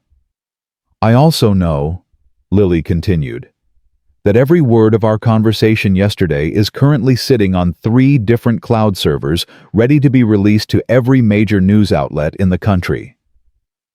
You're bluffing. Am I? Lily pulled out her phone. 1 call. That's all it takes. 1 call and your entire empire burns to the ground. The lobby had gone quiet. Everyone was watching now. Security guards, lawyers, assistants, strangers who had wandered in off the street. Crane's mask slipped for just a moment. Real fear flickered in his eyes. "What do you want?" "I want you to walk into that boardroom and withdraw your offer." "That's not going to happen." "Then I make the call." "You'll destroy yourself in the process. Everything about your past, your homelessness, your failures, it'll all come out." "I know." Lily's voice didn't waver. "But I've already survived my worst moments. Can you say the same?" The standoff stretched. Seconds felt like hours. Finally, Crane's lips curved into something that wasn't quite a smile. "You're more dangerous than I thought, Ms. Parker. You have no idea." He studied her for a long moment. Then he turned to his lawyers. "We're going upstairs. All of us." He looked back at Lily. "You want to address the board? Fine. Let's see how long your courage lasts when you're facing 12 people who decide billion-dollar fates before breakfast." He swept toward the elevators. Lily followed. The boardroom was everything she'd imagined, and nothing like she'd expected. A long table dominated the space, 12 people seated around it in leather chairs that cost more than her annual salary at Northwestern. Floor-to-ceiling windows showed the city sprawling below, insignificant from this height. Daniel sat at the head of the table. When she walked in, his face showed relief, fear, and something that looked like pride all at once. "Ms. Parker." An older man at the far end of the table spoke. "I'm Harold Chen, chairman of the board. I understand you have something to say to us." "I do." "This is highly irregular." "So is voting to remove a CEO based on forged documents." Murmurs rippled around the table. Crane, who had taken a seat near the middle, remained silent, watching. "That's a serious accusation," Harold said. "I have serious proof." She walked to the head of the table, positioning herself beside Daniel, but not touching him. This wasn't about their relationship. This was about truth. 3 weeks ago, I was homeless. I was dying on a bench in the snow with my infant son. Daniel Brooks saved my life. He didn't know me. He had nothing to gain. He just saw someone in trouble and acted. She looked around the room, meeting each board member's eyes in turn. Since then, Marcus Crane has tried to use me to destroy Daniel. He offered me money, an apartment, a job, all in exchange for testifying that Daniel's judgment was compromised by our relationship. "That's a lie," Crane said calmly. "Is it?" Lily pulled out her phone. "I have a recording of our entire conversation. Every word, including the part where you admitted to forging the embezzlement documents." The room erupted. "Order!" Harold banged his hand on the table. "Order, please." The noise subsided slowly. Crane's face had gone pale, but his voice remained controlled. "That recording was obtained illegally. It's inadmissible." "In a court of law, maybe." Lily set her phone on the table. "But this isn't a court. This is a boardroom. And these people have a right to hear the truth before they vote on the future of this company." She pressed play. Crane's voice filled the room. "Yes, the documents were enhanced. Brooks' actual records are clean, but by the time anyone proves that I'll already own the company." The silence that followed was absolute. Lily stopped the recording. "There's more. Much more. Including Mr. Crane's description of what happened to the last person who tried to expose him." "This is outrageous." Crane stood, his composure finally cracking. "This woman is a homeless charity case with a vendetta. You can't possibly take her word over mine." "We're not taking her word," Harold said quietly. "We're taking your own words, Mr. Crane. Unless you're claiming that recording is fabricated." Crane's mouth opened, closed. He had no answer that wouldn't make things worse. "I'd like to call for a recess," Harold continued. "We need to verify the authenticity of this recording and consult with legal counsel." "There's no time for a recess," Crane snapped. "The vote was scheduled for today." "The vote was scheduled based on evidence we now know may be fraudulent." Harold's voice hardened. "Unless you have an objection to due diligence, Mr. Crane." Another silence. Crane looked around the room, searching for allies, finding none. "Fine," he said finally. "Take your recess. It won't change anything." "We'll see about that." Harold turned to Lily. "Ms. Parker, thank you for bringing this to our attention. Please remain available for questions." Lily nodded, not trusting her voice. As the board members filed out, Daniel caught her arm. "That was incredible. That was terrifying. Same thing sometimes." He pulled her into a brief, fierce hug. "Whatever happens next, I'm proud of you." "What happens next is we wait." Lily pulled back, trying to read his expression. "How long do you think the recess will last?" "Hours at least. They'll want to verify the recording review, the original financial documents, probably consult with outside experts." So we wait. So we wait. The waiting room they were assigned was small and windowless, nothing like the grand boardroom above. Lily paced, sat, paced again, checked her phone obsessively for updates that never came. Daniel sat quietly in a chair watching her. "You're going to wear a hole in the carpet." "I can't help it. The waiting is worse than the confrontation." "It always is." He stood and caught her mid-pace, his hands on her shoulders. "Whatever the board decides, you've already won. How can you say that Crane could still? Crane is finished. Even if the board somehow votes in his favor, that recording will destroy him. His reputation, his other deals, his entire empire. You've exposed him." "I wanted to do more than expose him. I wanted to watch him burn." Daniel smiled slightly. "Patience. The burning comes later." A knock at the door made them both jump. Eleanor entered, her face unreadable. "The board has reached a preliminary decision." "Already?" Daniel frowned. "It's only been 2 hours." The recording was authenticated within 30 minutes. The financial experts confirmed the original documents show no irregularities, and 3 board members have already privately expressed their intention to vote against Crane's offer. Lily felt her knees go weak. "So we won?" "Not yet, but we're close." Eleanor paused. "There's something else." "What?" "The board wants to speak to Ms. Parker again. Privately." Daniel stiffened. "Absolutely not. I'm not letting her."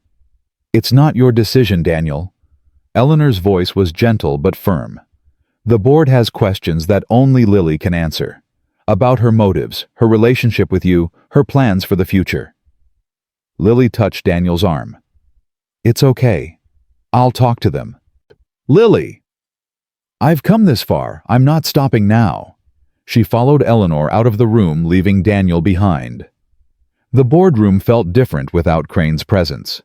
The remaining members sat in a loose semicircle, their expressions ranging from curious to skeptical, to something that looked almost like respect. Harold Chen gestured to a chair facing them. "Please, Ms. Parker, sit." Lily sat, her hands folded in her lap to hide their trembling. "We have some questions," Harold began. "Personal questions. I hope you'll understand that they're necessary given the circumstances." "I understand." "Are you in a romantic relationship with Daniel Brooks?" Lily had expected this question, but it still hit hard. "I don't know how to answer that simply." "Try." She took a breath. "Daniel saved my life. In the weeks since we've become close. There are feelings, real feelings, but neither of us has acted on them. We've been too focused on survival to think about anything else." "Do you have designs on his money? His position? His company?" "No." The word came out sharp. "Before Christmas Eve, I didn't even know who Daniel Brooks was. I didn't recognize his name, his face, anything. I was too busy trying not to die. And now I want to build a life for my son. I want to finish my nursing degree.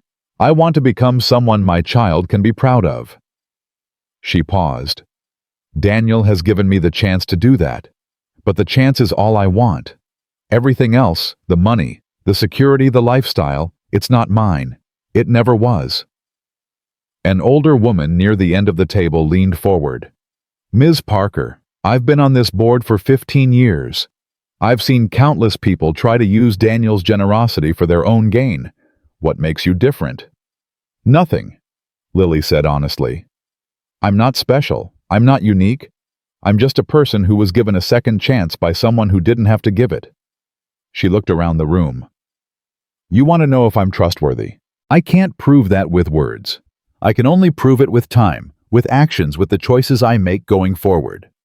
But I can tell you this, I would rather go back to that bench tonight than betray the man who pulled me off it. The silence that followed was heavy with judgment. Finally, Harold spoke. Thank you, Ms. Parker. That will be all. The vote took place at 8 p.m. Lily wasn't allowed in the boardroom. Neither was Daniel. They waited together in the small windowless room, Eleanor pacing by the door, Helen having arrived an hour earlier with updates on Emma and Ethan. When the door finally opened, Harold Chen stood on the threshold. His expression gave nothing away. The board has voted 9-3 to reject Marcus Crane's acquisition offer. Relief hit Lily so hard she nearly collapsed. Daniel caught her, held her, his own body shaking. Furthermore, Harold continued, the board has voted unanimously to refer Mr. Crane's actions to the appropriate legal authorities. We expect criminal charges to follow. What about Daniel's position? Eleanor asked, her voice tight. Daniel Brooks remains CEO of Brooks Development with the full confidence of this board. Harold's stern expression softened slightly. We owe Ms. Parker a significant debt of gratitude. Without her courage, we might have made a terrible mistake. Thank you, Lily managed. No, Ms. Parker. Thank you. Harold nodded once, then withdrew. The door closed. For a moment, no one moved. Then Emma's voice echoed from the hallway. Did we win, Daddy? Did the good guys win? The door burst open and a small blonde tornado launched herself at Daniel's legs. We won, baby. Daniel scooped her up, tears streaming down his face. We won. Emma threw her arms around his neck, then reached for Lily. Group hug, Lily. You have to be in the group hug. Lily laughed, really laughed for the first time in months, and let herself be pulled into the embrace. Over Emma's head, her eyes met Daniel's. I love you too, she whispered. His smile was the most beautiful thing she'd ever seen. The months that followed were a blur of endings and beginnings. Marcus Crane was arrested 3 weeks after the board vote. The charges included fraud, document falsification, and conspiracy. His lawyers negotiated a plea deal that kept him out of prison but cost him everything: his company, his reputation, his carefully constructed empire. Lily watched the news coverage from the cottage, Ethan in her arms, and felt nothing but relief. Daniel's company stabilized quickly once Crane's poison was purged. Share prices recovered. Investors returned. The board, once skeptical of Daniel's leadership, became his strongest supporters. Eleanor moved into the cottage for a month, ostensibly to help with Emma, but really to build a bridge with Lily that neither had expected. By the end of that month, the two women had reached an understanding, not quite friendship, but something like mutual respect. Helen continued to run the household with quiet efficiency, though her sharp comments had softened into something almost affectionate. And Lily enrolled in an accelerated nursing program at Yale, commuting to classes, while Helen watched Ethan. Spring arrived, gradually melting the snow, bringing color back to the Connecticut estate. On the first truly warm day, Daniel found Lily at the pond, sitting on the dock where Eleanor had once staged her desperate intervention. I have something for you, he said, settling beside her. If it's another job offer, I'm going to push you into the pond. He laughed. Not a job offer. He pulled a small velvet box from his pocket. Lily's heart stopped. Before you panic, Daniel said quickly, this isn't what you think. He opened the box. Inside was a key, small silver, attached to a delicate chain.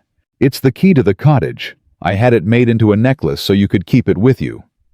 Lily stared at it. I don't understand. The cottage is yours, Lily. Legally. Permanently. I had the deed transferred into your name last week. You can't do that. Already done. Daniel, that's $1 million property. It's a home. Your home. Yours and Ethan's no matter what happens between us. He took her hand. I want you to have security that doesn't depend on me. I want you to know that you have a place in this world that's yours alone. Lily felt tears spilling down her cheeks. Why? Because you've spent your whole life having things taken away. I want to give you something that can't be taken. He pressed the necklace into her palm. And because I love you. And when you love someone, you want them to be free, not trapped. She looked at the key, then at the man who had given it to her. I don't know what I did to deserve you. You survived. You fought. You loved my daughter when you had nothing left to give. His thumb brushed away her tears. That's more than enough. Lily clasped the necklace around her neck. The key settled against her heart, warm from his hand. I have something for you too, she said. You don't have to. Shut up and let me finish. He shut up. Lily reached into her pocket and pulled out a worn envelope. This is the acceptance letter from my nursing program. I got it 3 days ago, but I wanted to wait for the right moment to show you. Daniel took the letter, reading it with growing wonder. Full scholarship. Accelerated program. Lily, this is incredible. There's more. She took his hand and placed it on her stomach. I'm pregnant. The world stopped. Daniel stared at her, his mouth open, his eyes wide, every trace of composure gone. We're 8 weeks. I found out last Tuesday. 8 weeks. That means that night after the board vote, when we finally stopped waiting and started living. Daniel made a sound somewhere between a laugh and a sob. His hands moved to cup her face. Lily, are you sure? Are you happy? Do you? She answered by kissing him. When they finally pulled apart, both of them were crying. I'm terrified, she admitted. The last time I was pregnant, everything fell apart. This time is different. How do you know? Because this time, you're not alone. He pulled her close, his arms wrapping around her like a promise. This time you have me, and Emma, and Helen and my mother, and everyone who's become your family over these past months. It's not just about me. What about Emma? What if she's not ready for a sibling? She's been asking for one since she was 3. Daniel laughed. She's going to be impossible to live with once she finds out. Lily buried her face in his chest. What if I'm not ready? What if I mess this up? Then we'll mess it up together, and we'll figure it out together. That's how families work. She looked up at him, this man who had seen her at her worst and chosen to believe in her anyway. I love you, Daniel Brooks. I love you too, Lily Parker. He pressed his forehead to hers. And whatever comes next, we face it together. Emma found out about the baby at dinner that night. Her scream of joy could probably be heard in the next county. A baby. A real baby. Like Ethan but smaller. Can I name it? Can I teach it things? Can it sleep in my room? Slow down, sweetheart. Daniel laughed. The baby won't be here for a while yet. But I have so much to prepare. Emma was already on her feet. I need to pick out toys and books and clothes and... Helen? Helen, did you hear? We're having a baby? She ran from the room, still shouting, leaving the adults laughing in her wake. Eleanor shook her head, but she was smiling. That child has more energy than the rest of us combined. She's happy. Daniel's voice was soft. Really happy. For the first time since Sarah died. We're all happy. Eleanor reached across the table and took Lily's hand. I owe you an apology. For what? For doubting you. For treating you like a threat instead of a gift. For not seeing what Daniel saw from the beginning. Lily squeezed her hand. You were protecting your family. I understand that better than anyone. You are my family now. Eleanor's voice cracked slightly. Both of you. All of you. And I'm grateful, more grateful than I can say that you came into our lives. Helen appeared in the doorway, her expression softer than Lily had ever seen it. If we're done with the emotional declarations, there's a 5-year-old upstairs who's already planned the entire nursery and wants approval on her color choices." They all laughed, the sound filling the dining room with warmth. Lily looked around the table at Daniel, at Eleanor, at Helen hovering in the doorway, and felt something she hadn't felt in years. Belonging. She was home. The wedding was held on a warm June afternoon, exactly 6 months after Christmas Eve. They kept it small, family, close friends, a few colleagues who had become more than business associates. The ceremony took place in the garden of the Connecticut estate, beneath an arch of white roses that Helen had spent weeks cultivating. Emma served as flower girl, taking her duties so seriously that she made 3 separate practice runs before the actual ceremony. Ethan, now crawling and getting into everything, was carried by Eleanor, who had become his unofficial grandmother in the months since the board vote. Lily walked down the aisle alone. She had considered asking Eleanor to accompany her, or Helen, or even one of the nurses from her program who had become close friends. But in the end, she wanted to make this walk herself. She had walked through darkness alone. It seemed right to walk toward light the same way. Daniel waited at the altar, his eyes never leaving her face. When she reached him, he took her hands. "You're the most beautiful thing I've ever seen." "You're biased." Hopelessly. The minister began the ceremony speaking words about love and commitment and the joining of 2 lives into one. But Lily barely heard them. She was thinking about the bench, about the cold, about the moment she had given up and decided to let the snow take her. She was thinking about a little girl in a pink coat pointing at a dying baby and refusing to walk away. She was thinking about a man who had taken off his coat in a blizzard and wrapped it around a stranger's child. "Do you, Lily Parker, take this man to be your lawfully wedded husband?" "I do." "And do you, Daniel Brooks, take this woman to be your lawfully wedded wife?" "I do." "Then by the power vested in me, I pronounce you husband and wife." Daniel kissed her, and the small crowd erupted in cheers. Emma ran forward to join them, throwing her arms around both their legs. "We're a real family now." "Official?" "We were always a real family," Daniel said, lifting her up. "Now it's just legal." "Same thing." Lily laughed, pulling both of them close. Over Daniel's shoulder, she caught sight of the pond in the distance, the frozen pond where Eleanor had confronted them, where Emma had given her a lucky rock, where so much of their story had unfolded. The ice was long gone now. Ducks paddled across the surface, their ducklings trailing behind. New life. New beginnings. She touched the key that still hung around her neck, warm against her skin. Home. 1 year later, on Christmas Eve, Lily stood at the window of the cottage watching snow fall over the Connecticut estate. In her arms, 3-month-old Sarah Eleanor Brooks slept peacefully. Her tiny fingers curled around Lily's thumb.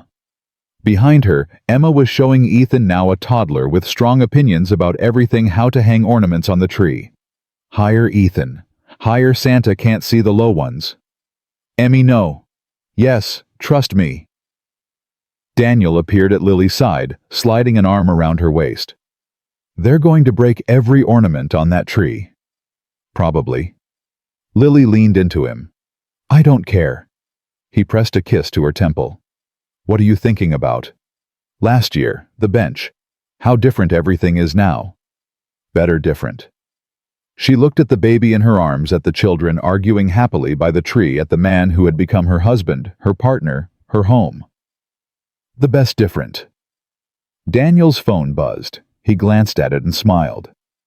"Helen says dinner is ready at the main house. My mother is apparently very impatient about the timing of the roast." "Your mother is impatient about everything." "True." He took baby Sarah from her arms, cradling his daughter with practiced ease. "Ready to face the chaos." Lily looked around the cottage one last time, at the fire crackling in the hearth, at the toys scattered across the floor, at the evidence of a life she had never dared to imagine. "Ready!" They bundled up the children and walked through the snow to the main house, Emma chattering about Santa, Ethan demanding to be carried, baby Sarah sleeping through all of it. Eleanor met them at the door, her stern face softening at the sight of her grandchildren. "You're late." "We're always late now," Daniel said. "4 children will do that. 3 children and 1 infant. Ethan counts as 2. He has the energy of twins." Eleanor fought a smile and lost. "Get inside before you all freeze." The main house was warm and bright, filled with the smell of roasting meat and fresh bread. Helen had decorated every surface with greenery and candles, creating a winter wonderland that made Emma gasp with delight. They ate together, the whole family gathered around a table that had once felt too large and now felt almost too small.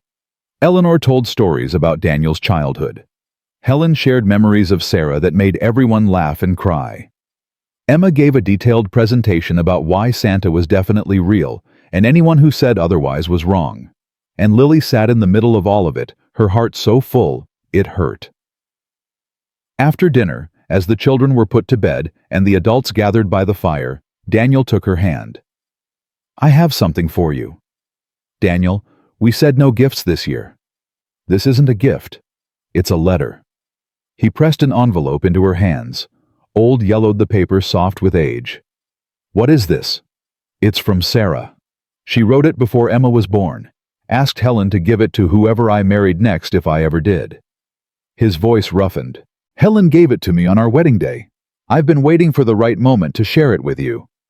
Lily opened the envelope with trembling fingers. The handwriting inside was elegant, feminine, clearly written with care. "Dear future wife of Daniel Brooks, if you're reading this, it means I'm gone, and Daniel has found the courage to love again. I'm so grateful. He's a good man, the best I've ever known, but he carries weight that isn't his to carry. He blames himself for things he can't control. He loves so deeply that loss almost destroys him. Please be patient with him. Please be kind. Please remind him that loving again doesn't mean loving me less. And please, if you can tell Emma about me sometimes, not as a saint, but as a person flawed and funny and desperately in love with her father.